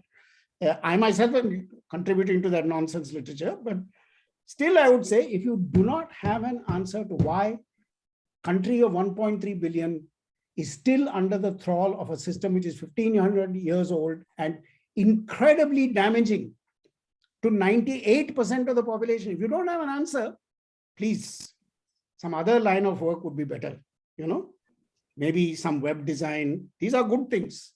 Because they are not pretending, they are not saying we are going to give answers. They are just doing, Java, COBOL, Bali, whatever the language may be. I say, great, all power to you. Therefore, let me conclude, because as I say, the clock is against us. I could speak also, bore you from morning to night, but I must not indulge myself.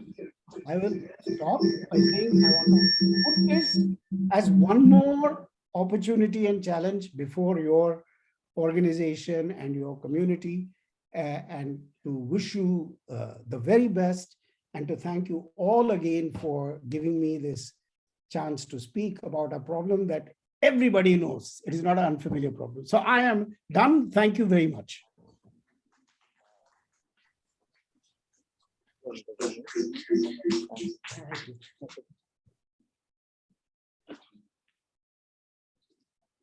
Thank you, Professor Arjun Appadurai.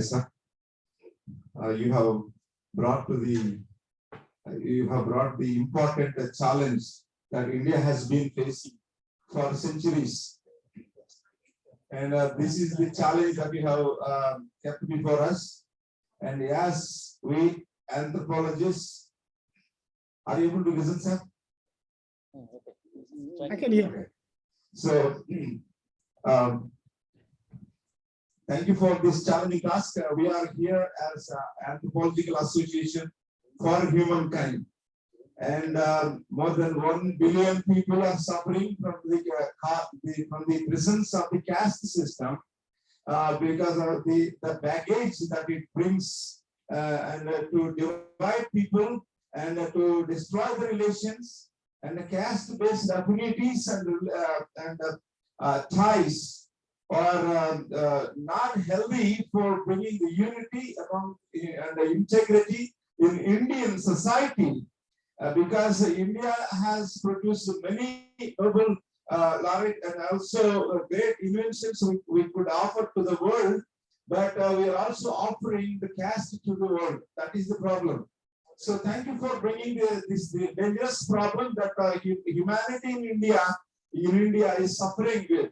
So we will undertake this research, how to break this dangerous bondage that has gripped the humanity in India. And we will bring this platform is already created for deliverance, for liberation, for unity, and for integrity, for nation building. For nation building, caste is the dangerous problem. So to bring the virtues, not only making the people smart, we want to build, we want to make people good. So to make good, we need unity and understanding, and the virtue of tolerance towards the legitimate differences among the different communities. So to bring that facilitation and to bring that universal value system into operation in the soil of India, and it needs a lot of vigorous thought leadership like you, sir. Thank you for bringing this challenge to the table and presenting it to us. And we are, I hope this new generation, as our Vice Chancellor has really presented, this 21st century is bringing new challenges. Whatever the new challenges it is bringing, it is in the experience in the contemporary world. So we cannot escape the contemporary world. We cannot escape the past and the present and the presence of caste. But we can escape. You have brought also the exit option. Building the voice and building the exit option from this national problem of caste. So on that front, we want to really develop some application based on the anthropological studies and the seminal works that are already done in our field of anthropology, and we are open for other disciplines to come and join, because anthropology, by virtue, it brings interdisciplinary and transdisciplinary and a holistic picture. So we are going to work with our friends from sociology, political science, and economics,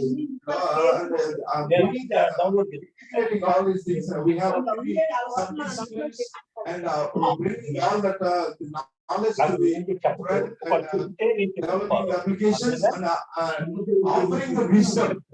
So Anthropological Association for Humankind is the product that it wants to service all the education institutions and universities to the centers of creating wisdom. Till now, I believe that everybody can agree with me. These education institutions are the knowledge creating and the disseminating centers. But we need centers, education institutions should move further and ahead to create the wisdom centers. Wisdom is the thing that solves the human problems. So that shift we want to facilitate, and through this understanding the human body and the mind and the human energy and the human potential. For example, every human born with the same potential, a huge potential. How this huge potential is unpacked and how Sir, I have a question for Arjun. Can I ask the question? How this acquisition theory of the competencies are really facilitated by the existing institutions and the different disciplines that we want to examine, and we want to really facilitate what are the competencies that require to overcome and to exercise the voice and exit options from this existing unwanted phenomena called caste and the related ideologies that separate humans and that segregate humans, that create social disparities, unwanted social evils. In the name of caste, many crimes and many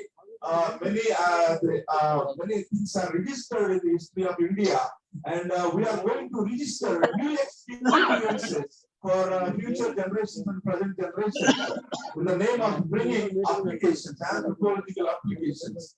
So anthropological applications is the platform where we want to really promote research, how to solve this problem. Already there are many exemplary Indians who overcame the caste-based ties and affinities, and their vision is broadened, their thinking horizons are wide open, and they try to understand the humans in their own dignity and autonomy and freedom and respect, and also make them responsible. So those humans we want to organize together and emerge as a capital, not only social capital, not only intellectual capital, not only moral capital, not only structural capital, and we want to bring, as you rightly mentioned in one book, culture and the public action, I think. So the aspirational capital, aspirations which create a future for the country. So now the generations, the young generations, they have a huge aspirations. How their aspirations are translated into reality how their dreams and visions and plans and goals and calculations and estimations and expectations are translated into real experience. That is where we are going to till the ground, sir, and that is where we want to ask people to join with us. And we need your wisdom, sir. We need your guidance. Thank you for being with us and bringing the greatest challenge that India is facing through these centuries. And we are not going to tolerate this, and we are not going to allow this system to continue, because it is the Constitution says the disparities and the social evils, whatever the system that promotes and sustains and justifies the social evils and social disparities, are unjudicial, not supported by judiciary, not supported by the Constitution of India. So the Constitution, the father of the Constitution, Dr. B.R. Ambedkar, and many the intellectuals that supported him in drafting the Constitution and offering the vision to this biggest nation on this planet.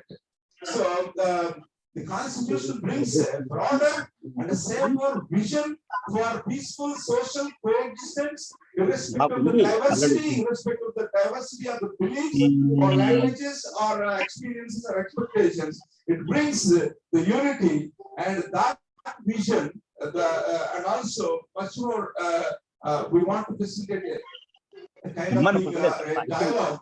How we can acquire the moral competence that empowered us to translate positive aspirations into reality.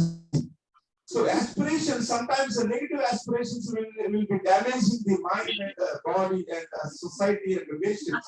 Drastic experiences might come into existence, but positive aspirations, attitudinal capital, positive attitudes, and positive aspirations, positive difference. How to facilitate? That's where anthropological applications, that's where anthropological insights and understandings and skills and methods and theories that we want to apply, sir. So we need our constant mentorship, and we look to you, sir, for further guidance. Thank you so much. We are very much honored. This is a humble beginning, sir. This is a humble beginning, but you blessed with huge blessings from your thing. You have presented us a biggest problem. You have presented us biggest problem and asking us think about solving it. And we are here as a platform, and please join this platform, sir. Anthropological Association for Humankind, and you will be our advisor, sir. But please be our on the advisory board. And thank you so much. Thank you so much. Thank you so much. Thank you. Thank you.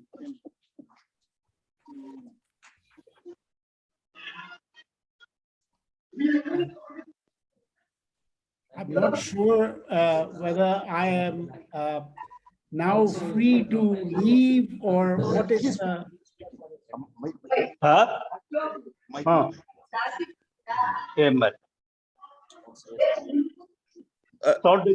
Sir, you want to speak, say something, sir? No, I was just asking whether there are any questions from anybody else in the audience, any comments, because if not, then I will proceed. But if there are questions, I welcome them.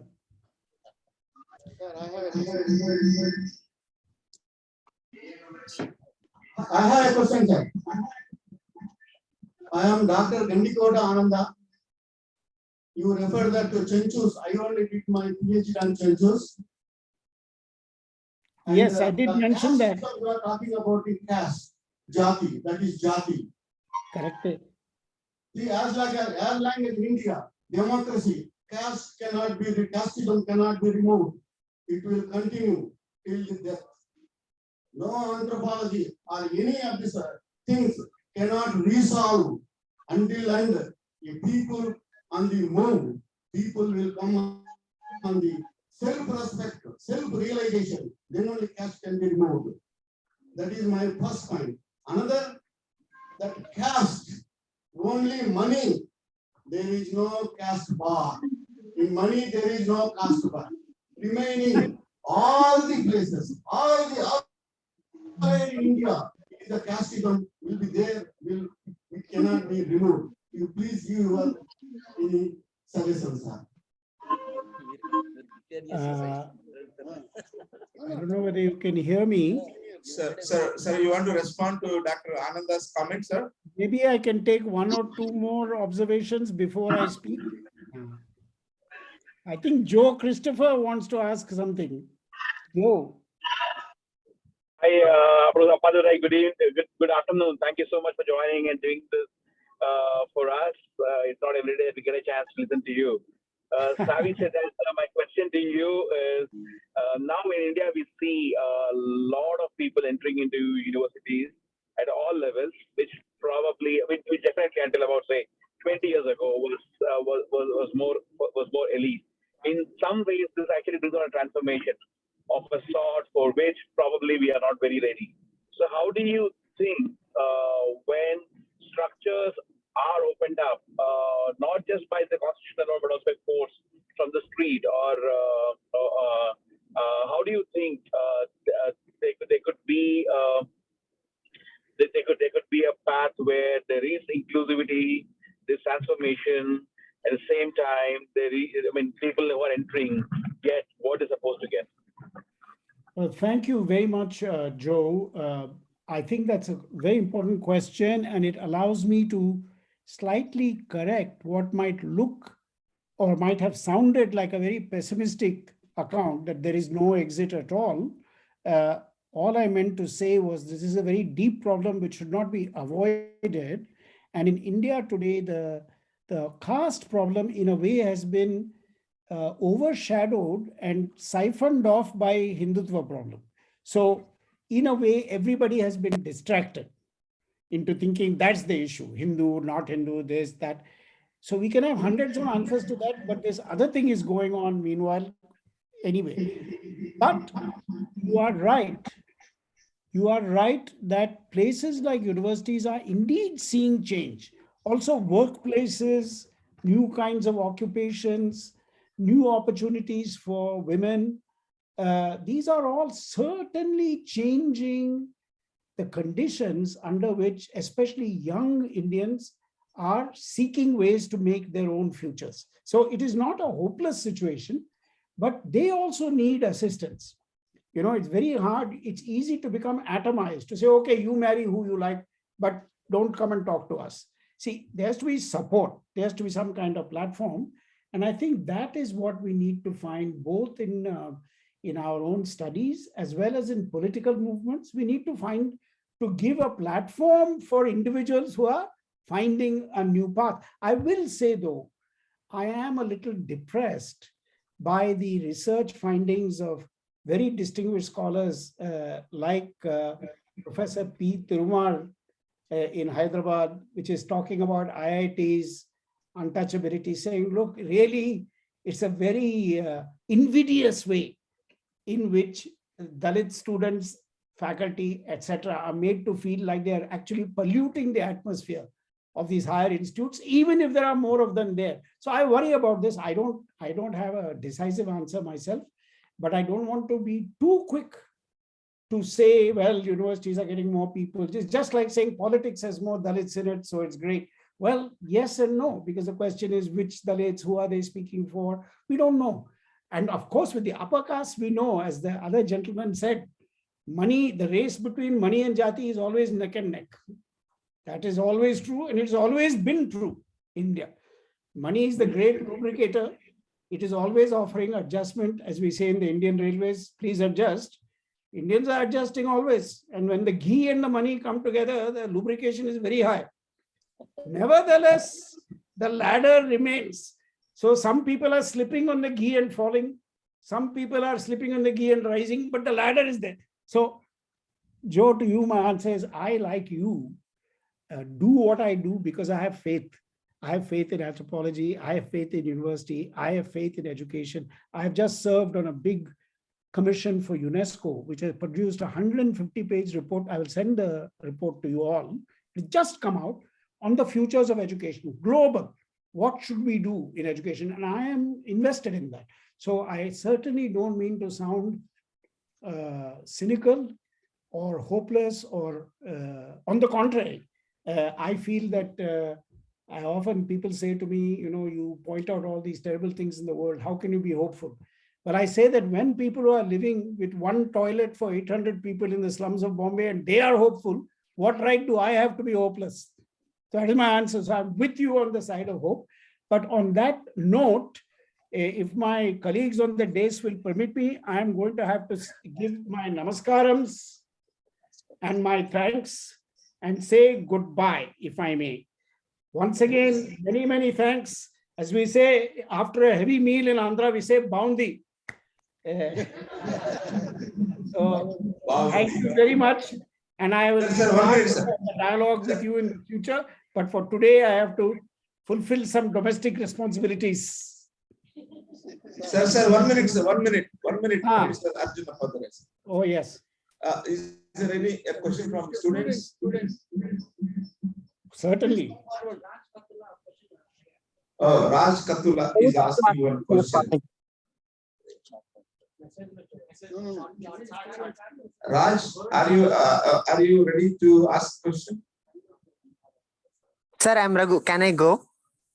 Yes. Thank you for this opportunity. Professor Arjuna Upadhyay, it is pleasure to meet you and ask to listen to your views on caste, and that is so nice of listening to you. And my question to you is, do you still see that caste is as oppressive or all as stagnant as it was to be in previous times? Because now in certain points of time, caste has become a major source of deprivation and a major source of power through which people try to alter their positions in the caste system, the lower to upper maybe. So how do you see, is it not do you see as it as a changing phenomenon, or if caste has to be abolished, then what would be your suggestion on the future way? Can we live without the caste? Not the case of oppression, but the other points that people are trying to seek power through caste. So what are your views on that? I hear you, Raghu. Thank you very much. And I'm glad that as a student, you spoke up and raised what is actually a very big question. And instead of giving a long and evasive and jargony answer, I'll put it very simply. I would say that the game is constantly changing. That is the tactics, the skills, etc., like a hockey game. Stadium is unchanged. Playing field, the goals, the goalposts, referees, whistles, everything is the same. People are playing differently. So actually, it may be that the guy who is near the goalie, the fullback, is coming to the midfield now. Midfield is fallen back like OBCs. Somebody is going in the front, center forward. But the game is still more or less soccer or hockey or cricket, whatever it is. We need to change the game. That is, we need to change the stadium, the audience, the rules. Then we can declare that there's been some victory. But until then, it's only a question who gets to make a goal, who is going in Chak De India, who's going in the front, who is coming to the back. That India has always been, we anthropologists have always said, India caste system has never been static. People are always climbing up and pushing others down. That is a well-known game. That is going on throughout Indian history. Brahmins become generals, they go to the army. Generals become sadhus, sadhus become Brahmins again. Only Dalits are fixed, of course, but that is a problem which is deep. They are not allowed that much mobility in Indian history, but others are moving freely here and there, but they love the game, the rules. They like the structure because inside that they have a chance. Our commitment has to be changing the game. So that's my thought. And on that note, I must now say thank you and goodbye. And I'm sure you'll be glad that finally I'm not boring you anymore. So I thank you very much. All the very best. Bye. Sir, before you leave, I want to make a comment, sir. Thank you, sir. One simple comment. The solution for this perennial problem is to inculcate the character education, the value education, which can really break the bondage of the negative rules, the systemic rules that justify the evils in the society in the name of caste. So the only alternative solution to break this bondage of caste, the evil system justified by caste system, is to inculcate the universal values and the virtue education. the character Certainly, competencies. That's what I want to make a comment. Thank you, sir. I certainly agree, and I will only add that we must make sure that our universities do not become like our mathas and other places where the mathadipatis are doing their own thing. That is education and character change. That has also been tried in India, and then it becomes some other racket. So we have to be careful, but I agree. Okay. Oh, thank you. Bye. Thank you so much. Thank you so Thank much. you very, very Thank you much. so much. Yeah, friends, we joined together in saying thank you to Professor Arjun. I never anticipated that he would talk on caste because he has published and then researched on very deeply on different areas. To be honest, I expected that he would talk on theory of globalization, which has been worked on, and I also wish that he would talk much about this speciality.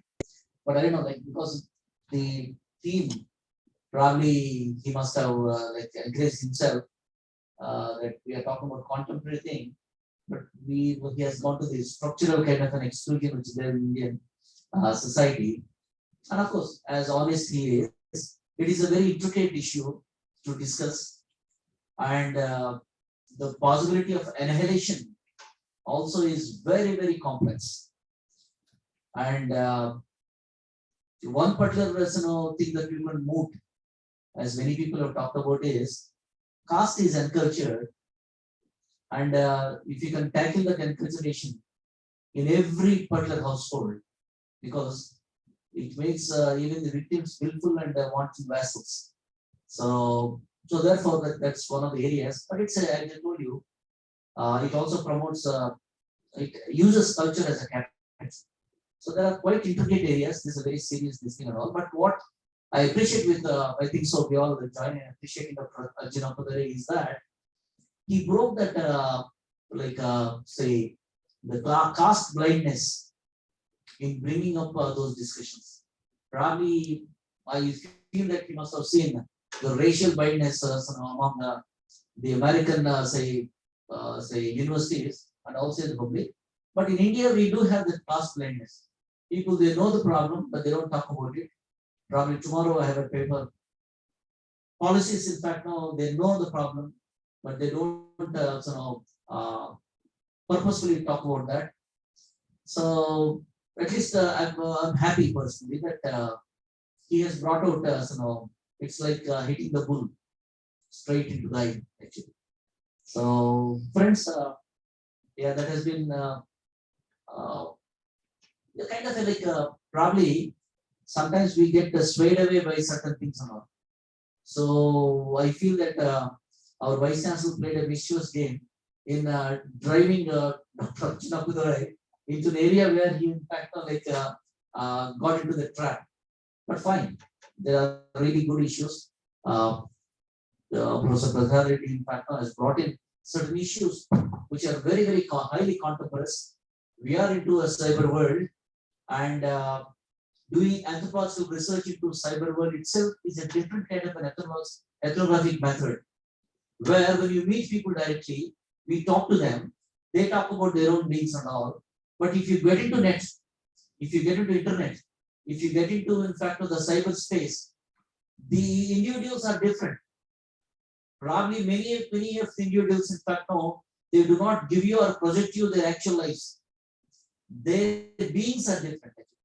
So therefore, he must have, he definitely like in a sense pointed out to that important area, because that is one of the contemporary issues.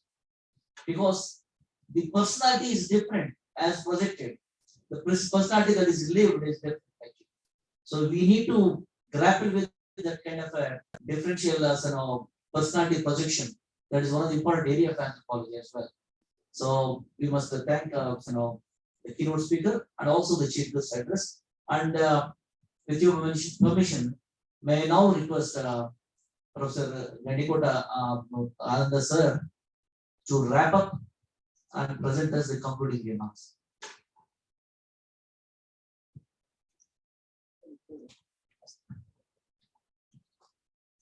In continuation of my earlier discussions, to wrap up of this inaugural session is a difficult task. because I have to like Astavadana, Setavadana. However, I will try to tell that what they say. The Professor Satyapal Garu, he delivered his speech saying anthropology, applied anthropology, how it is evolving, how it is developing.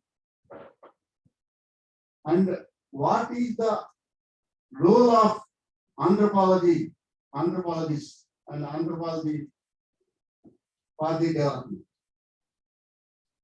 Then come to the Pedarataya, he was telling about the how Anthropological Association for Humankind, how he has been started. See, he has traveled all over the Andhra Pradesh to bring the council members with difficulty. Say, coming, he has traveled in Tirupati, he's traveled in Hyderabad, traveled from Vijayawada, all the places he traveled and he catch up the anthropologists. But most of the anthropologists, they supported him. Finally, he registered, and now it is, we are in front of you. Because we are thankful to Jan Pedarataya, his great work. No, no, sir, you are support. Yeah, then support is there, but you are also, your role is there. Then coming to the, your head of the department, Professor Ramesh Garu, he was telling about the anthropology department, how it is evolving in Andhra University. See, the first anthropology department established in Andhra Pradesh, in South India, that is Andhra University. And he was telling about the growth of the anthropology department in Andhra University. Whereas I don't know what is the condition of this present, whether it is going or downing, I don't know. But whereas that what the Vice Chancellor says that we will support. And recently our Pedarataya was talking about the understanding, memorandum of understanding with the Andhra University to establish well establishment of anthropology department in Andhra University. Then coming to that American Center Corner, he was explaining about the supporting to the Anthropology Association for Humankind to introduce Fulbright scholarships for 100 Fulbright scholarships for only for anthropologists, and even postdoctoral fellow also they can get the Fulbright scholarship. See, at least when it is there is 100.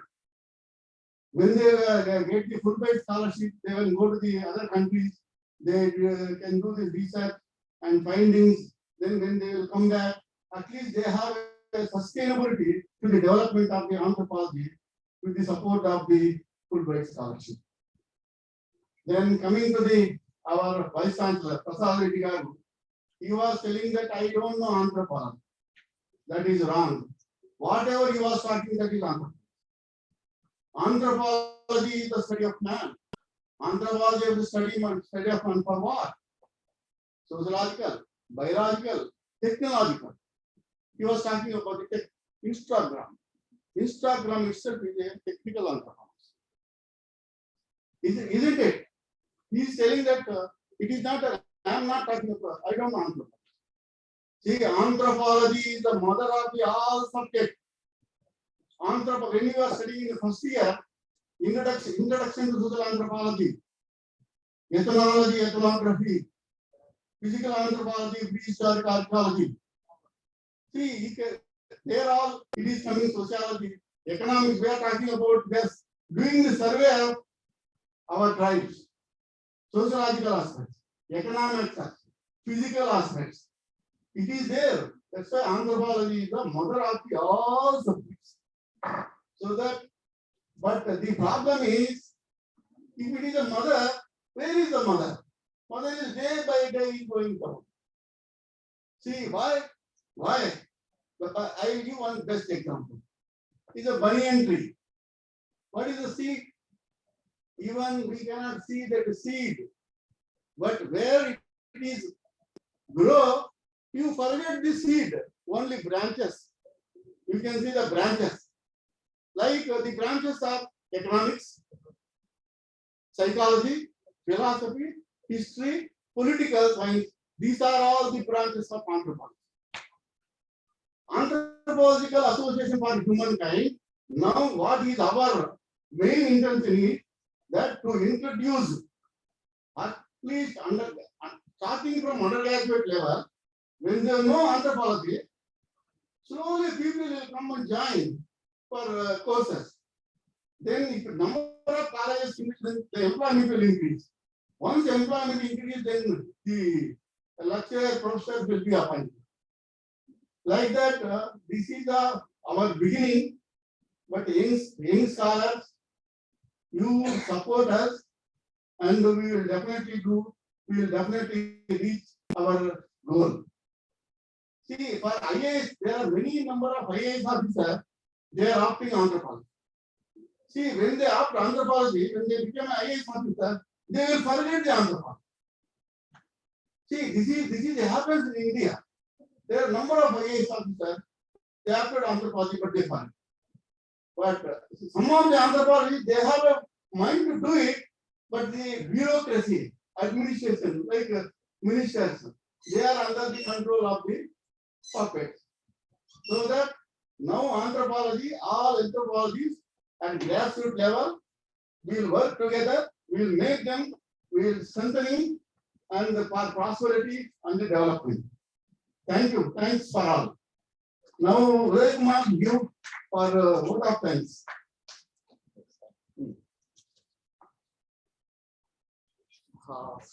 Friends,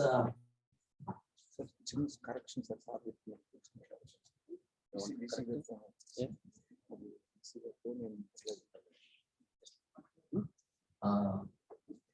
it doesn't generally happen that things would conclude a little early. So that also may happen with anthropology. So we have amongst us one of a very senior, say, in anthropology. Sir is here. Probably many of you don't know. If you could come over and then just yeah, please come. Please come, sir. Please.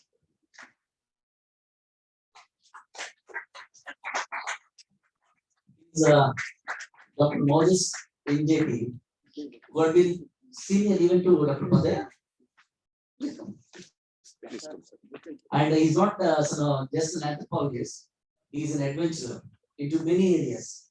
So I really was I'm honored that Dr. is here. Please. I studied anthropology in the year of 1974-76. And then I did a PhD in physical anthropology. And then after that, I went to for higher studies to do a postdoctoral research. I went to United States, and then when I went to United States, I went to University of Arizona, where I did my postdoctoral work. And after 3 years, I met an American and I got married. And she is very much interested in helping the poor in India. So with my 2 children and my wife, we came back and we started an NGO and started helping a lot of AIDS patients. So in a way, I'm connected to anthropology because that's where I grew up. And I still use a lot of my anthropological research for my charitable work. And I know Padaya, he was my classmate, and Vijay Prakash was also my classmate at that time. So I was very fortunate to be associated with anthropology, and I'm doing a lot of research and working among AIDS to help them and see what their problems from sociological perspective. Thank you very much.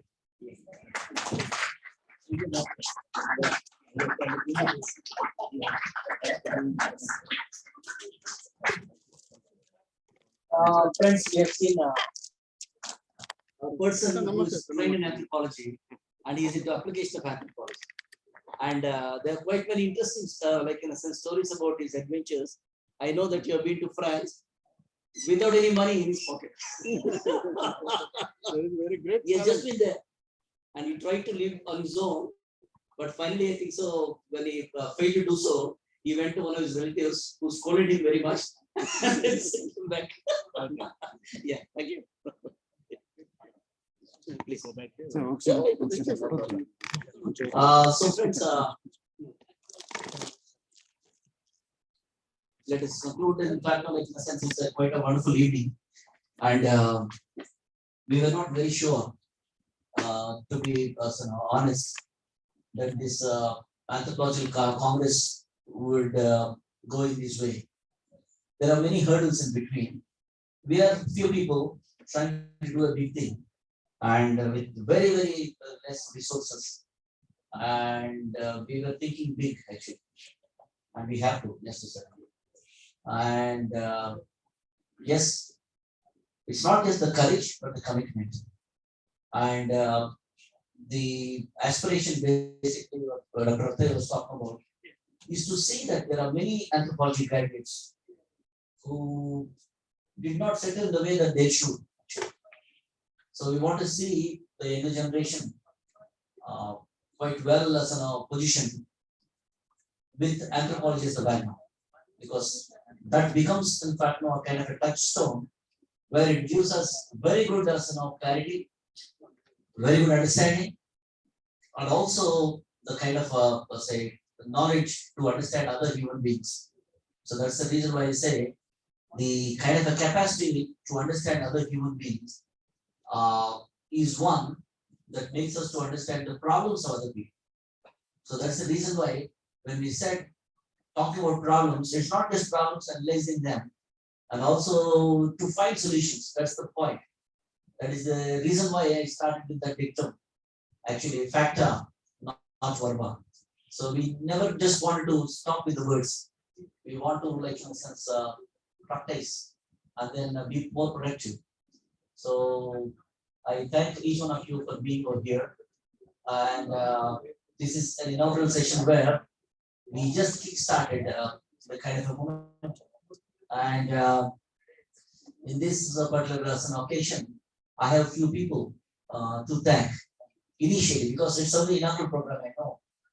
First of all, like, in a sense, I'd like to thank our Vice Chancellor, Professor Prasad Reddy. We almost, in fact, pulled him in. He was just trying, he was on his travel.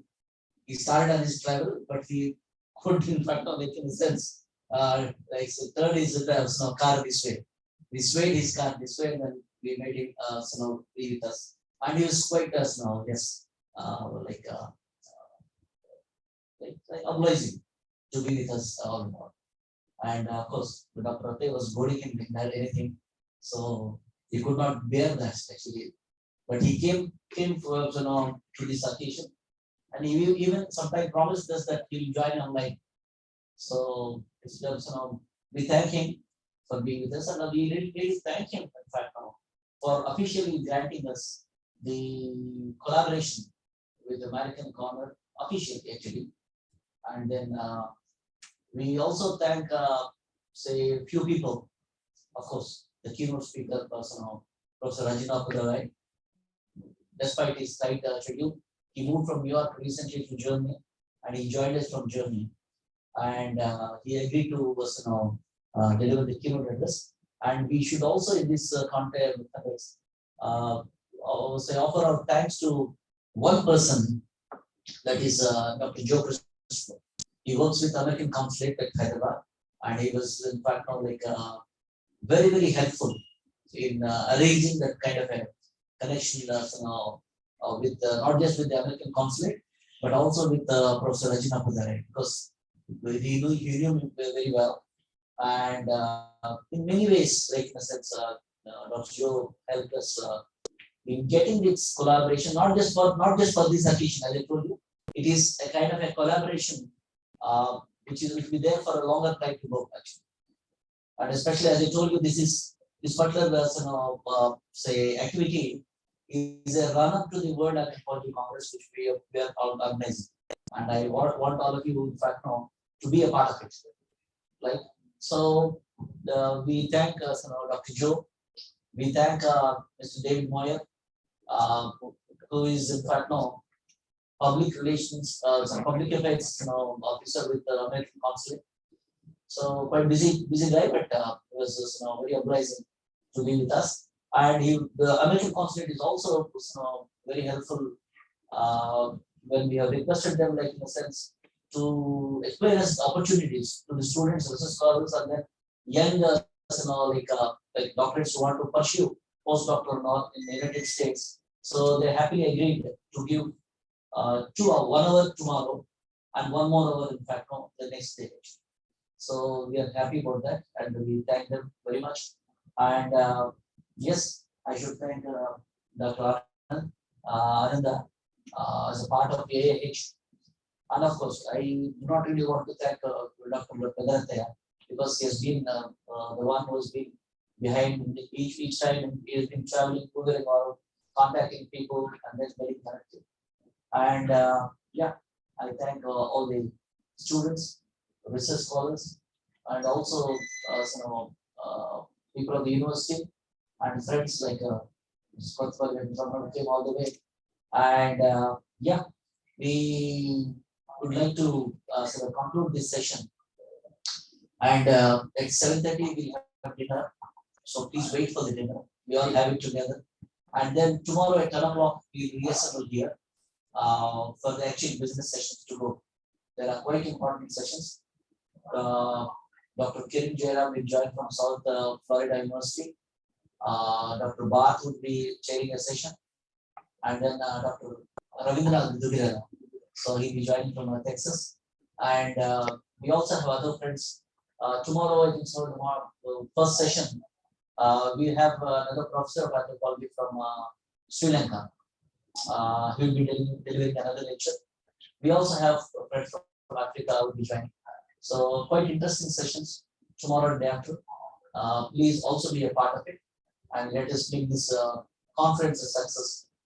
We are not really worried about the numbers, because we are here physically, but there are many people virtually. So we are connected, and then we are sort of quite sizable number in this conference. So thank you so much, and we'll be there next 2 days. Thank you so much, and please wait.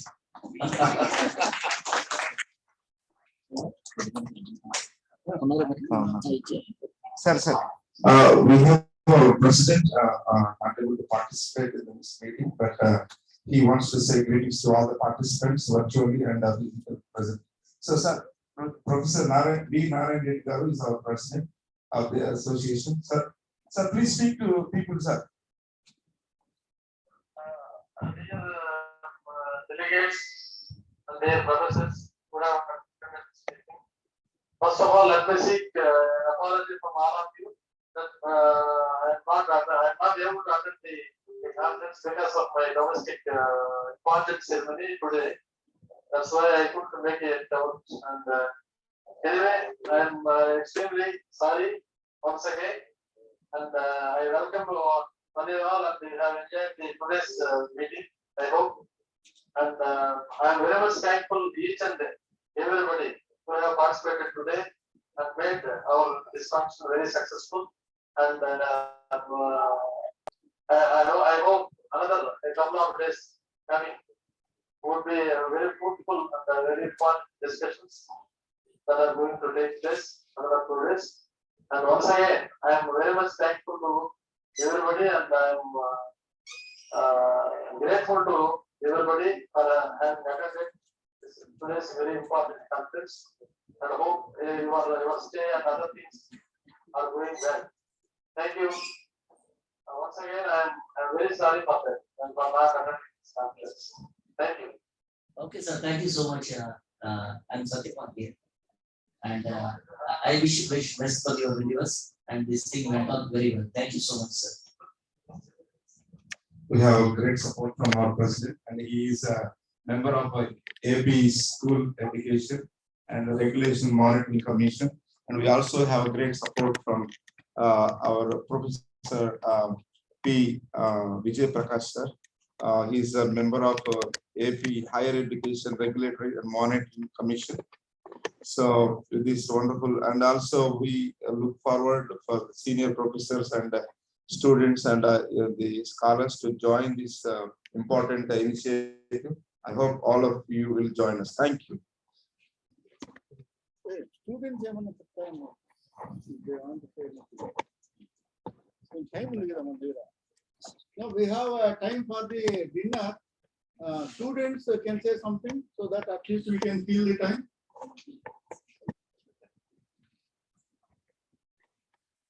Are you able to say something? Anything you can say? You want to say? No. Because we have time. No? We have to fill the time. Oh. How is it? Because we have to wait for dinner. Woman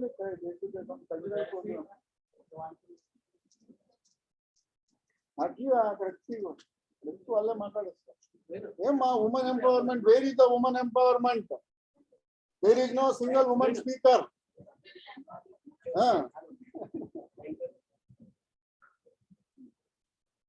Woman empowerment, we are giving opportunity, but you are not taking it. You can speak in Telugu also. You can speak Telugu. Mother tongue is the best tongue to speak.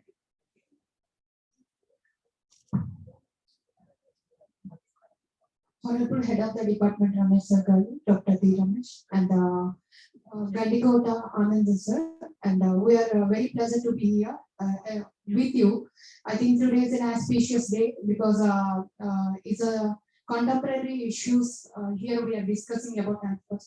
You know, everything is a contemporary thing nowadays because anthropology surrounds human beings and human is everywhere. We are humans, but what the thing is, and so many elder people also taught about that contemporary things. Caste system is also contemporary issue at the from the contemporary thing. You know, from era, it is a thing. So it's good.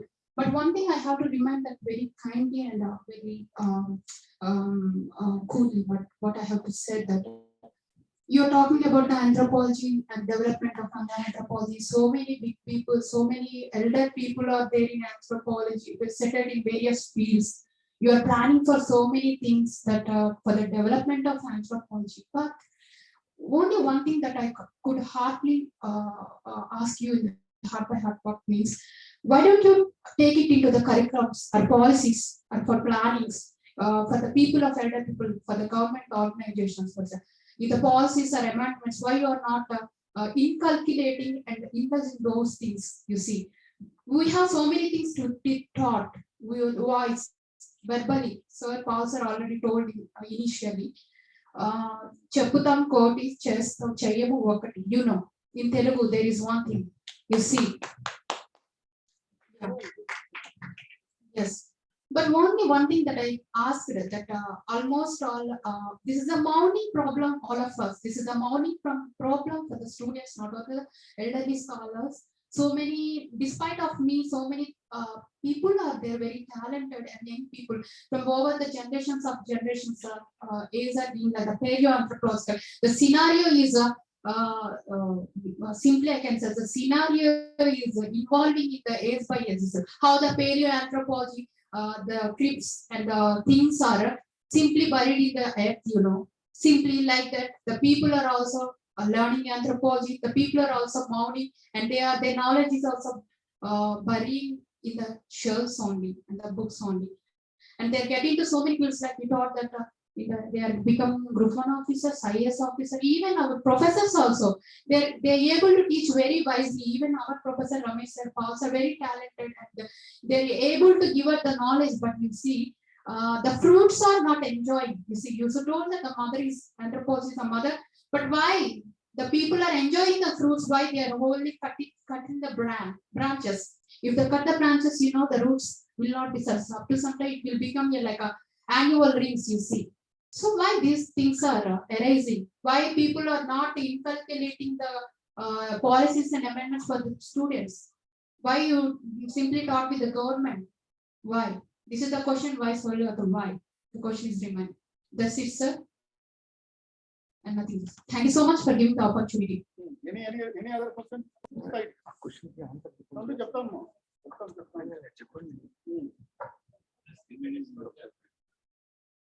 Good evening, sir.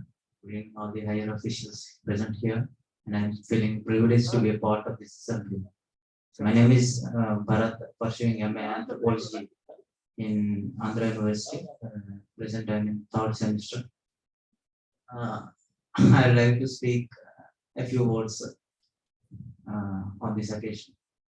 As we have learned so far, this digital disruption is erupting or emerging so immensely and fastly, and it is virtually ruling and influencing these impacts on the human lifestyle.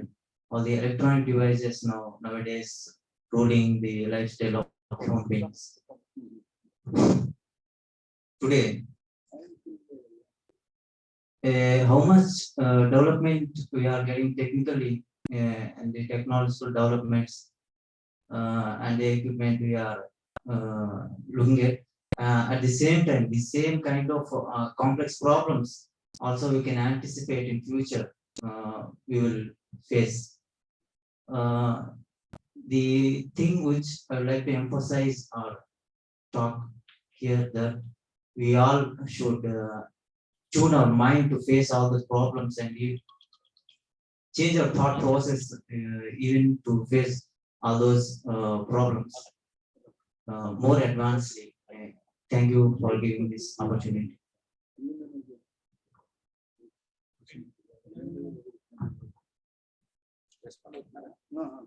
Good evening, sir. I am Sivaji from Department of Anthropology. I want to pose one question, sir. This is a question for all, I think. We heard about generally there is a lot of scope for anthropology in every discipline, but where is the hope for anthropology in India? This is a big question mark. This is a very big question mark. No, question, okay. Carry it. Sir, that's it, sir. With us, we as students, we heard about many people asking us what you are doing. We simply say we are studying human beings. Like we heard a great about anthropologists, but when we say anything about anthropology to another branches, student from another branches, they simply laugh at us. What is the career? What you are doing actually? What you are studying? Where is the hope for you? This is the question every student in the university also, and even at my parents also, they are posing the same question. What you are doing after your post graduation or your post or PhD or even postdoctoral fellowship? What you are doing? This is a burning question in every heart of the students who are pursuing here, sir. Thank you.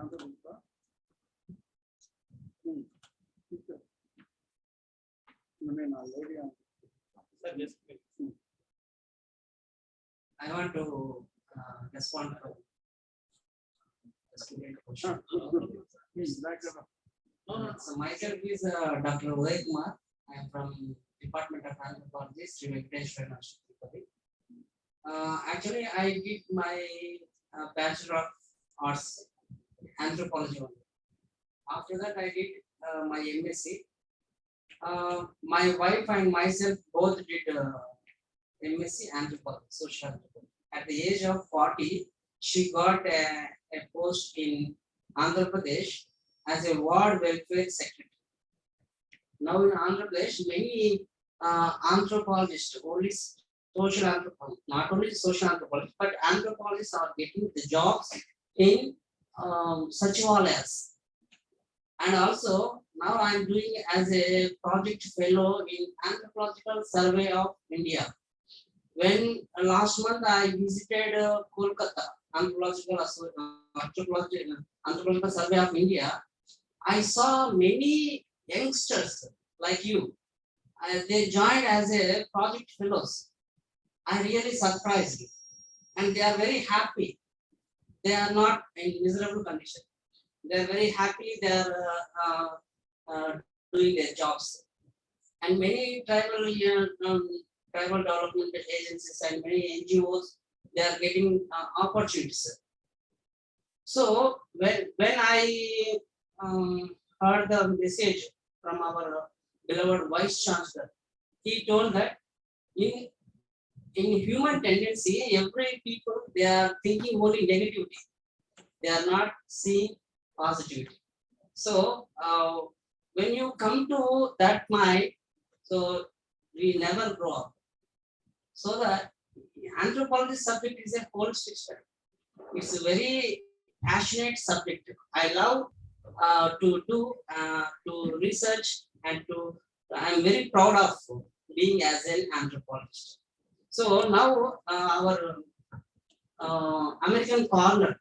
So recently, just now they are offering 100 fellowships, Fulbright fellowships, scholarships, so that you can happily grab that chance. That is my suggestion, and don't get disappointment. I'm requesting you, all the students, be positive and get the chance and go out. Our beloved Vice Chancellor told that don't think 2021, 2022. So think big. Thank you very much for listening.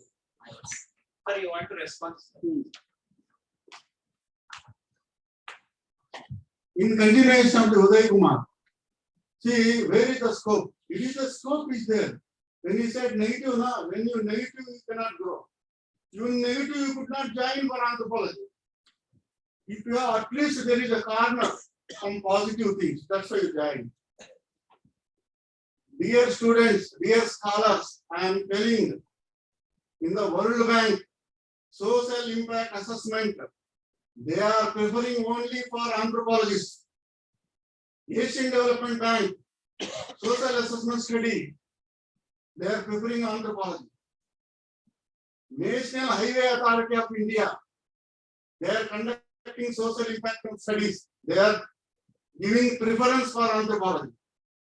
See, when I joined in one of the company as a social development advisor, the Ministry of Roads and Highways in Delhi, he is a senior IAS officer, principal secretary.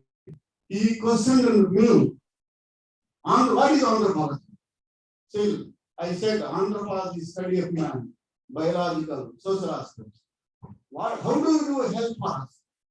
So for example, in the Highway Authority of India, they are widening of the roads. Once they are widening of the roads, on both sides of the road, there is large number of structures to be demolished. Who will study? How many family members? What is the family? What is their activity? Their socio-economic, their census survey. These are all nowadays they are giving preference for anthropology. This is for the anthropology scope. And that one lady, she asked about the all people are telling nobody is coming forward. That is true. That's why I told when I was talking about due to the bureaucracies. Anthropology is not growing, it is going down. See, for example, in SV University, when I was a student of SV University, there were 9 faculty members. Now I think there are 2 faculty members. Even so last year, 2 years back, there is no social anthropology admissions. There is no social because of the university sanctioned some posts. They could not, because of the local politics and all, they could not appoint the lecturers. And after sanctioning of the UGC, that has been taken by some other department. Like that, we are now to be hopeful. The another answer he was talking about, no curriculum. See, at the national level, national educational policy, their anthropology should be identified, given recognition, then only the universities will be able to introduce anthropology. Until and this, still, as you said, still we are not able to do it. But Anthropological Association for Humankind, now we are traveling and talking to the universities. And even recent past, we have drafted a letter to give our Chief Minister of Andhra Pradesh to introduce anthropology at the graduate level. But as in a small, we are a very small baby. But we are a seed like a banyan tree, banyan, a seed. Definitely we will grow. The day we will grow, anthropology will be the many universities, hoping we will get our employment and opportunities and development. Thank you. Actually, this Anthropological Association for Humankind came into existence to answer these kind of questions. As I told the story of how in the ward context this organization came into existence, I would like to share recent experiences if time permits. Number one thing is with the teaching of anthropology in the university departments. The professors who teach the anthropology, they should make sure the job placements, they should orient the students after MA, where are the placements that you are going to get? What are the skills in the workplace? Where are the workplaces and spaces? What are the competencies they expect? Employers who give employment, what are the competencies they are expecting from our graduates? Those are the things are not in place. Unfortunately, I should confess that when I surveyed the campuses, when I interacted with people, only academic anthropology is being taught on the campuses, particularly in India. That's why employment for anthropology graduates or scholars are available. A majority of the employments in the university teaching positions. When the teaching positions are not recruited, no employment. But our organization is a platform creating a worldwide applied anthropology framework. Tomorrow and day after tomorrow, you are going to meet the world-class applied anthropologists in the medical anthropologists. As our Vice President, Dr. Anandagar rightly said, the anthropology who work with the World Bank, who train people for World Bank. That Dr. Kiran Jairamsa from University of South Florida is in our governing council. So he is going to offer some insight and some practical possibilities and training courses also. We are going to offer job-oriented applied anthropological trainings. Recently, I met Professor Hemachandra Reddy Garu, the chairman for AP Andhra Pradesh Council for Higher Education. I met him, submitted our letter, and also I met the vice chairman, number one. So Professor Ram Mohan Rao said, and we made an agreement that Anthropological Association for Humankind will serve as a platform, facilitate MOUs with the industries and the universities, and which will, how many positions that the industries are going to offer for a year. So what are the competencies they're expecting? Those competencies based training, applied anthropological training, we will offer, design the courses, offer the courses. Then he said, then you come up with that framework with the curriculum and opportunities, then we will make MOU and how many departments, how many things you want, we are ready. The government of Andhra Pradesh is ready. If Anthropological Association for Humankind is ready to create a platform where job promising, competency oriented, applied anthropological trainings are designed, trained, equipped, and prepared for the workplace. If you take that responsibility, he said, I will take the responsibility to provide you a platform to introduce applied anthropology.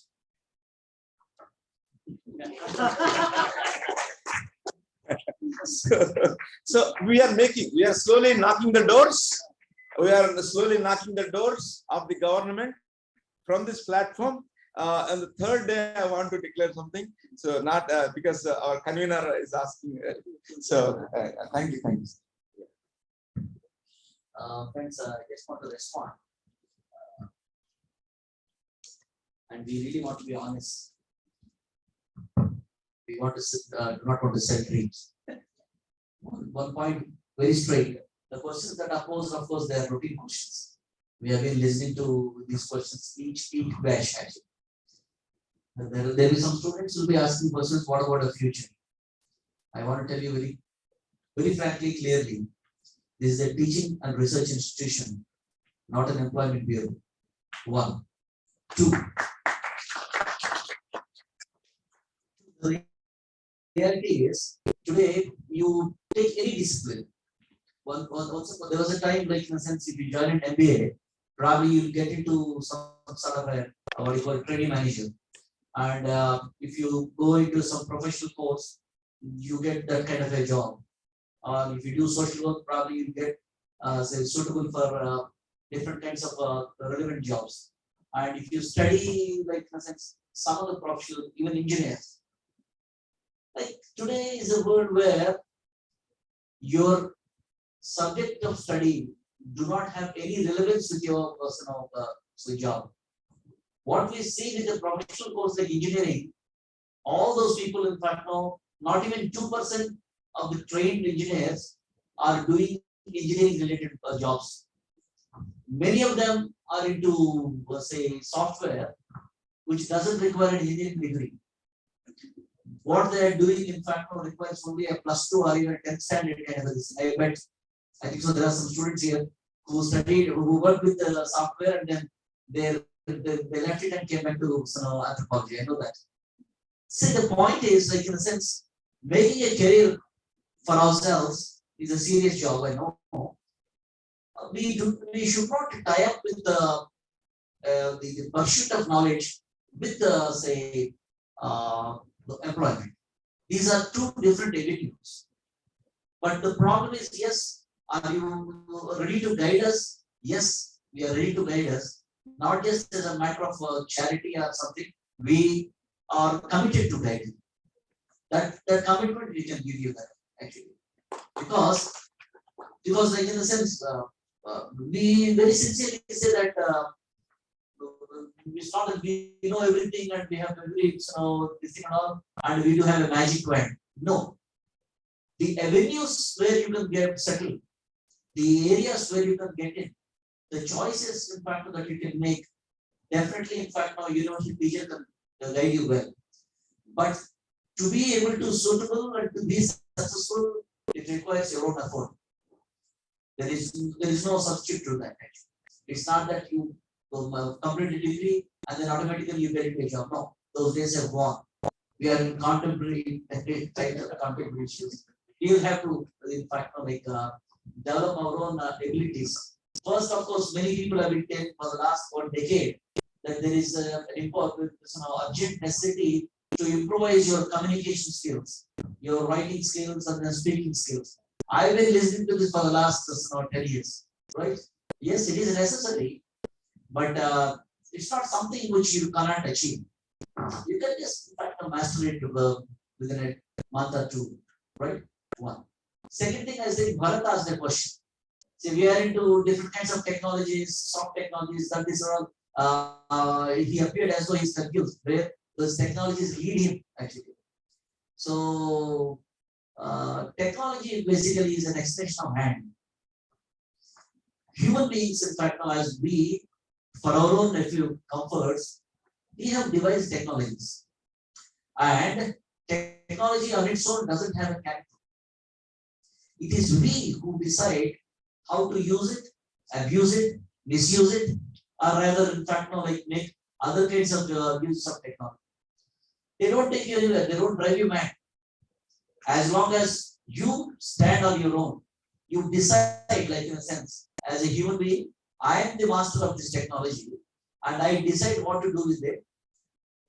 And I also, in fact, make a commitment that I shall not get drifted away with the technology. Don't get drifted away with the technology. Don't let it drive you. You drive the technology. Okay.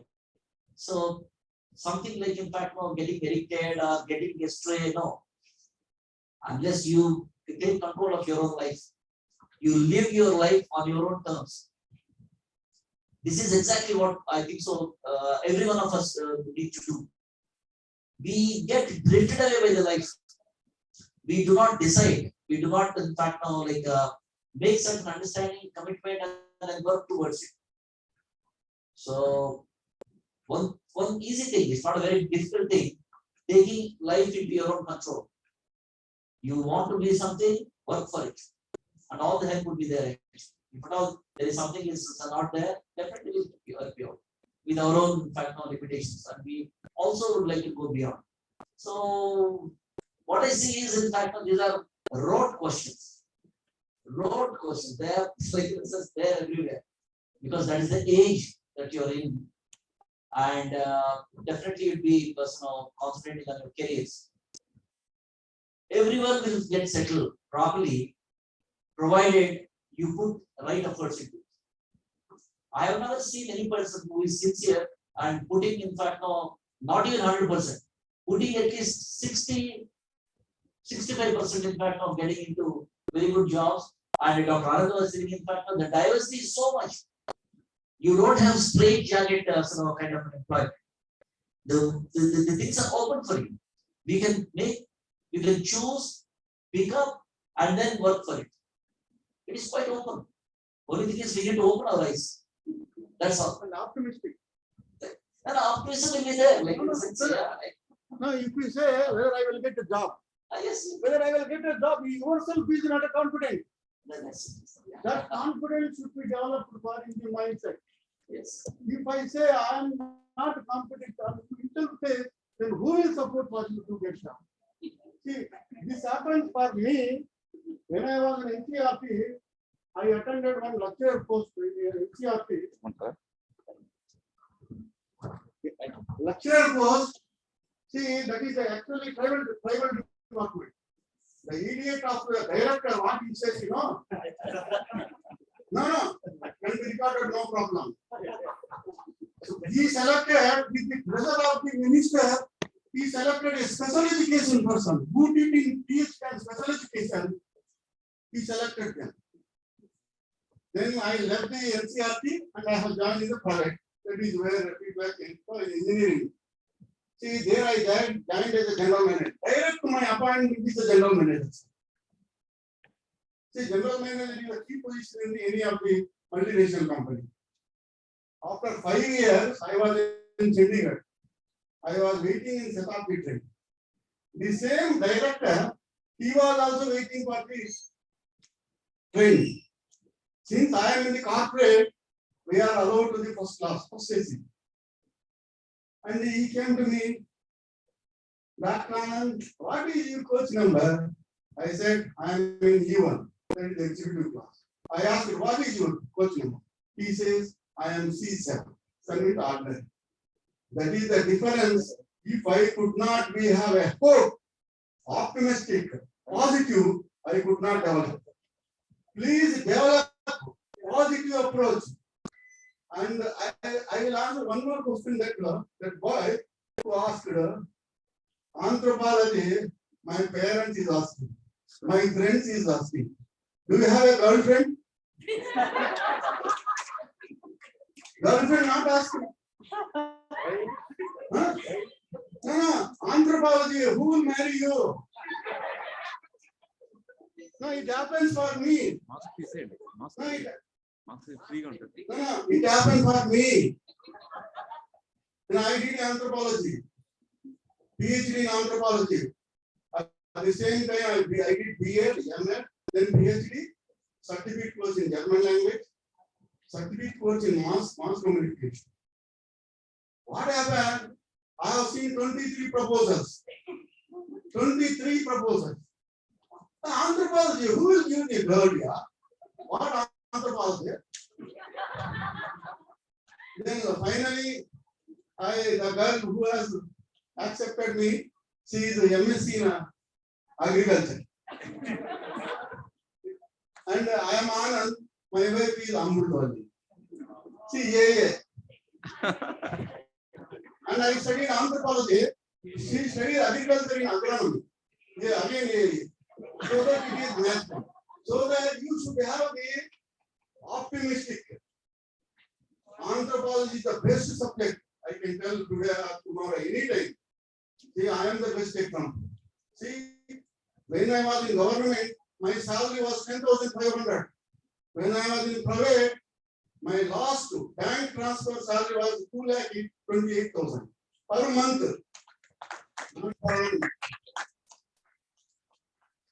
In Ethiopia, when I went to Ethiopia, I got an assignment as an anthropologist. They have put me a coordinator. I make them the country 5-year plans. An anthropologist one can only know the facts. And see, what is anthropology? Tell me anybody. Anthropology, what is anthropology? Tell me, say something. What is anthropology?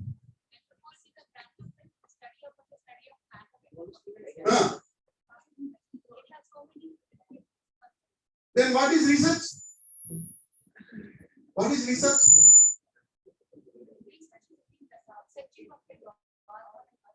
To find out what is research. It is a research. It is a searching. What we are searching? Problems. When problems, anthropologists can only bring the problems to society and the development. So we give the problem, and only they will take the policies and procedures. Thank you. Anthropologists bring solutions to the problems. Solutions to the problem. How? How? Now, your employment will be found in your solutions. And if you are equipped to offer solutions to any problem in the society, your job is created. So, service is the fruit that every person brings to the table. What is the service that you want to offer to the society and family? That we have to decide. And then anthropology, there are many domains, sub-disciplines of specializations. So there, tomorrow and day after tomorrow, some world-class anthropologists are going to interact virtually. They will share their stories. As our Dr. Anandagar, World Bank consultant, he was consultant when recently he came to Medak district, Vikarabad, and there was a news. So around 400 people gathered, and I saw the newspaper article that he is guiding the government that metro train, bullet train, yeah. National High Speed Railway Corporation Limited. It is located in Delhi. They are preferring only for the social development, resettlement and rehabilitation, only anthropologists. Only anthropologists.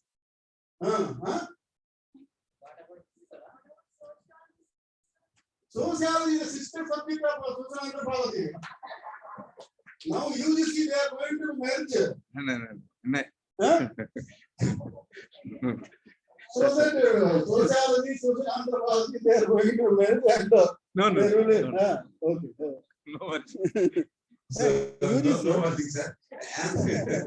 Anthropology is an umbrella under which entire human experience is studied. And economics is only studies is a sectorial view. The political science or any social science or natural science, physics or chemistry, everything directly or indirectly is connected to human experience and existence. So, but they all disciplines except anthropology presents us sectoral view of human experience or existence. But anthropology brings a comprehensive and a holistic view of human experience and existence in past and present. But Anthropological Association for Humankind wants to focus on the future of humankind. To create a positive future, we need to bring applications to change. Professor Arjun Appadurai has brought a big problem. So to create change, to create the structural changes and systemic changes, how to facilitate, that's where anthropological understandings, insights, and wisdom will serve the purpose. And not only these problems related to caste-based fanaticism or religious fanaticism or regional fanaticism, whatever the ideological is, all the human problems have solutions. But how to discover solutions, our research, investigation, and what is research? He asked the question. We are in search of truth about anthropology is a subject that discovers the truth about humanity or any discipline is in search of truth about that particular sector of focus. But where is the employment for anthropology? That is the question. So that employment is what is the service you want to offer? That you have to explore different domains that the world. Don't look at Indian experience of anthropology. The global now ours is a global world, right? So we have to lift our eyes and look around and develop the global perspective of human experience. Then what is the American experience? Recently we had a talk from a New Zealander. So he said he shared 10 years back the situation of anthropology in that country was dying, but they shifted a major shift, bringing the application, going to the MNC companies, corporate world, and doing field work, offering the solution. Then lot of jobs and high-paid jobs are created. So, and for wherever humans are there, their anthropology can go and offer solutions. First, identify the problem which you want to solve. Then undertake the required training and research. Then they come up with the solution. That is your employment. So what is the fruit that you want to serve? In the world, there are many trees. Each tree offers specific fruits. Each person should come up with their fruit. What fruit you want to serve to the society and give the sweet memories to the humanity. That we have to first decide, and that aspiration, that the particularity, that the decision and goal it should come up. And before we come arriving at a specific decision, you have to explore all the possibilities, do research, and ask people. And this platform will bring many ideas. And after that, the World Applied Anthropology Conference is going to come. Is going to happen in Kansas, University of Kansas next year, 2022 December 1st, 2nd, 3rd, 4th. 4 days are extra. So different countries they bring experiences. How this anthropology is useful in solving the different problems. How the employment is generated. How people are placed. All those success stories are going to the country experiences. They are going to present their papers. So on this applied platform, anthropological knowledge, when it is applied, turned into wisdom. Wisdom brings solutions to the people. That is where your employment waiting for you. So are you acquiring knowledge? If you don't acquire the positive attitude, your knowledge cannot save you. And knowledge, attitude, and skill. If knowledge offers you what to do, attitude offers you how well to do, but skill offers you how to do. Knowledge gives you what to do, right? And the skill offers you how to do. Attitude offers you how well you want to do. So you need acquisition of knowledge, but acquisition of the set of positive attitudes, and you have to acquire the skills also. So that is where competency means. It's a combination of belief and skill and attitude and the knowledge. But unfortunately, universities, if they only offer knowledge, transfer of knowledge, dumping of the information, not facilitating the positive attitude, set of positive attitudes that are required for the workplace, for family, prepare for the family, prepare for the workplace, prepare for the future. All those preparations in syllabus, nothing is there, right? So that's why they secure good grades, they get good employment, the families are broken. People are committing suicides. Lot of social problems. So should I complete? As he said that any good grades get an employment in security, no guarantee. Your stamina, your luck, your training. We'll break they want to take some rest.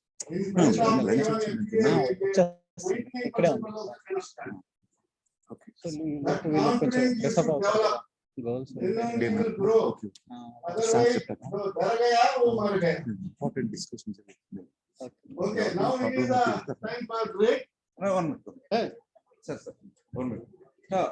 This discussion will continue, okay? Sir, thank you. Not ready. Here we need to bring anthropological application, right? Let us use time brilliantly.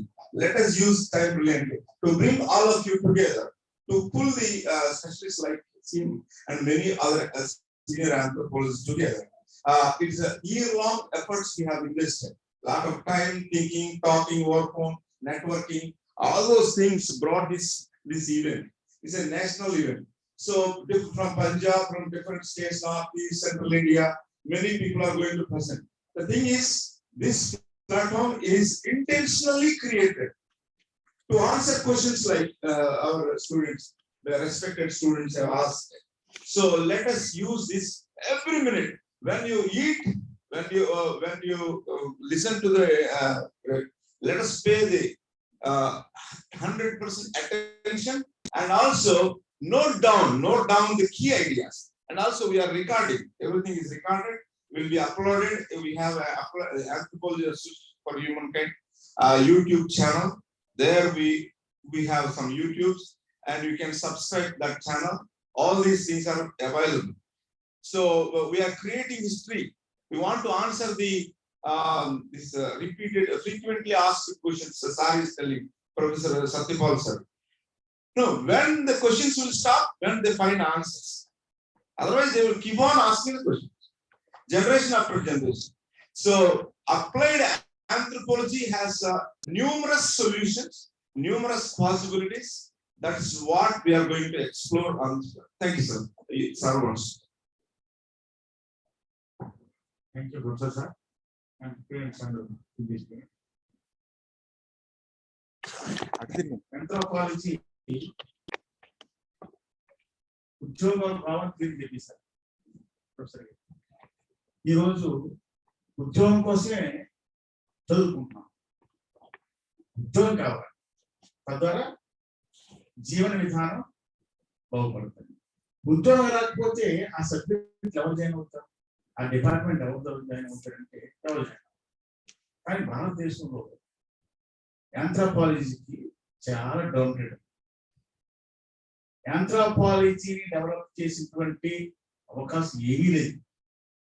కానీ దీనికి ఈ కాంగ్రెస్ ఏం చేయాలంటే anthropology students కి ఉద్యోగ అవకాశం కల్పించే ఏర్పాటు చేయాలి. లేదు ఇదివరంటే యాంథ్రోపాలజీ లేకపోతే జీవన విధానం కానీ పరిణామ విధానం కానీ ఏమీ లేదు, ప్రపంచమే లేదు.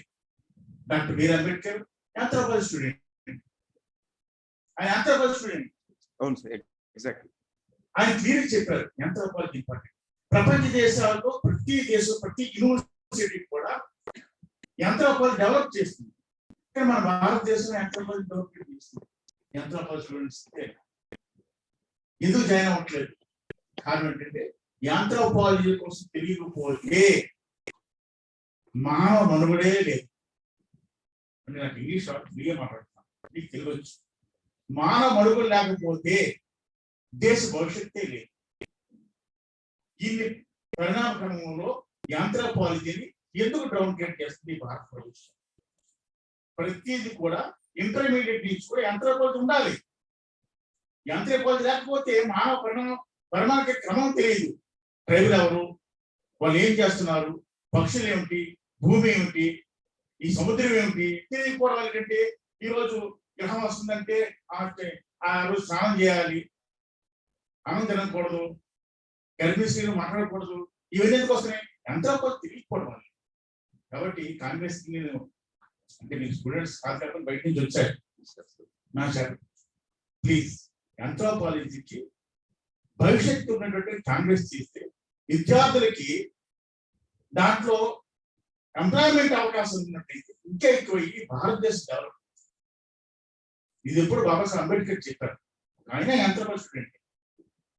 దయచేసి యాంథ్రోపాలజీ కాంగ్రెస్ విద్యార్థుల అభివృద్ధి కోసం ఇంటర్మీడియట్ నుంచి యాంథ్రోపాలజీ పెట్టాలి. యాంథ్రోపాలజీ టీచర్స్ ని అలవాటు చేయాలి. యాంథ్రోపాలజీ టీచర్స్ ని పెట్టడం ఏంటంటే మానవ ఒకరి మీద కొన్ని దాడి చేయగలగా. ఎందుకు అమ్మాయిల మీద దాడి జరుగుతుంది? యాంథ్రోపాలజీ లేకపోవడం వల్లనే, అది తెలియకపోవడం వల్లనే. ఈ ఆంథ్రోపాలజీ విశ్వం. ఆ విశ్వం తాలూకు పరిణామం తెలియకపోవడం వల్లే ఒకరినొకరు దాడి చేసుకుంటున్నాం. అది ఇంటర్మీడియట్ నుంచి ఉన్నట్లయితే ఒక టీచర్ వస్తారు, ఒక లెక్చరర్ వస్తారు, ఒక ప్రొఫెసర్ వస్తారు. అందులో భారతదేశంలో ఆంథ్రోపాలజీని డెవలప్ చేయాలని కోరుకుంటున్నాం. ఈ కాంగ్రెస్ కూడా ఆ విధంగా ప్రభుత్వానికి తెలియజేది. ఇక్కడ ప్రభుత్వాలు మాత్రం ఆంథ్రోపాలజీని డెవలప్ చేయాలని అనుకోవడం లేదు, ఎప్పుడూ లేదు. మరి ఎలాగవుతారు? ఇంజనీరింగ్ స్టూడెంట్స్ ఎలాంటి ఇంజనీరింగ్ కాలేజ్ అన్ని ఫుల్ అయిపోతాయి, బీటెక్ కాలేజ్ ఫుల్ అయిపోతాయి, నర్సింగ్ కాలేజ్ ఫుల్ అయిపోతాయి, డాక్టర్స్ ఫుల్ అయిపోతారు, ఆఖరికి ఐటీ స్టూడెంట్ కూడా ఫుల్ అయిపోతారు. యాంత్రిక కాలేజ్ ఫుల్ కావట్లేదు, ఉద్యోగ అవకాశాలు లేవు. మీరు చదువుకొని ఇది బాగుందని చెప్పడానికి మరి జీవన విధానం కావాలి కదా, వృత్తి కావాలి కదా, వృత్తి ఉంటే కదా ఆ ఎడ్యుకేషన్ కి డెవలప్మెంట్ ఉంటుంది. అందువల్లకంటే ఈ కాంగ్రెస్ ఇలాంటి పెద్ద సభలు పెట్టేటప్పుడు కూడా ప్రభుత్వానికి ఆంథ్రోపాలజీ కోసం కూడా ఆంథ్రోపాలజీ డిపార్ట్మెంట్ ఉండాలి గవర్నమెంట్ లోని. దానికి మినిస్ట్రీ ఉన్నా సరే పర్వాలేదు. దానివల్లకంటే హత్యలు, అత్యాచారాలు, జీవన పరిణామం, సామాజిక చైతన్యం, పర్యావరణ చైతన్యం వస్తుంది. కాబట్టి ఈ ఆంథ్రోపాలజీ ఎప్పుడు ఉండాలని కోరుకుంటూ ఈ కాంగ్రెస్ మహాసభకి ప్రభుత్వాన్ని తెలియజేయాలని కోరుకుంటున్నాను. Thank you, sir. Thank you. Valid point. Dr. B.R. Ambedkar, sir, ఆయన ఈ ఇండియాకి ఇంత పెద్ద డైవర్సిటీ ఉన్న ఇండియాకి కాన్స్టిట్యూషన్ ప్రొవైడ్ చేయడానికి ఎక్సలెంట్ స్ట్రాటజిస్ట్ ఆయన ఎందుకు కాగలిగాడంటే ఈ రోడ్ వాల్యూమ్స్ ఆఫ్ బుక్స్. ఆ బుక్స్ అన్నింటిలో కూడా అది ఆంథ్రోపాలజీ మనం చూస్తాం, చాలా రిచ్ ఆంథ్రోపాలజీని ఆయన. అందుకని ఈ యొక్క ప్లాట్ఫామ్ లో మేము Ambedkarist anthropology, which will provide the democratic and universally universal values, which will really help people to respect each other.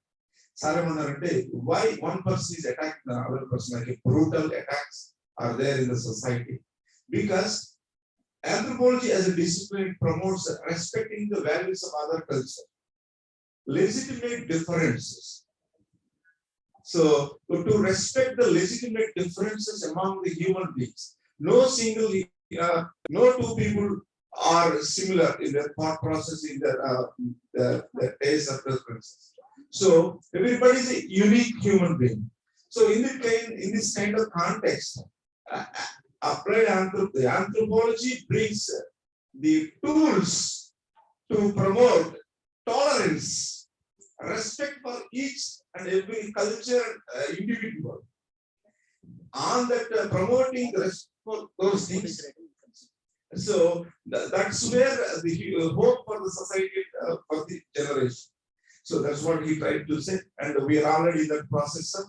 The letters are drafted, and we are already submitted some letters, and we are waiting for the results. Already we are on the way to make some MOUs with higher education institutions. And yesterday also I was talking to our respected Vice Chancellor to make this, our AAH will make an MOU with the AU, Andhra University, to make this university as a character hub, the exemplar thing. So all these things we will do. We'll make our way towards dinner. Yes, sir. Thank you. Yeah, our convener says we will respect. No, it's already. Yes, sir. We are waiting for your call only. Right, thank you.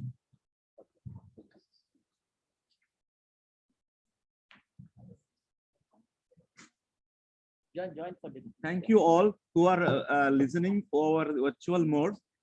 We respect your time and your commitment, and we look forward to have a productive 2 more days. Thank you. Bye. I'm going to end this meeting.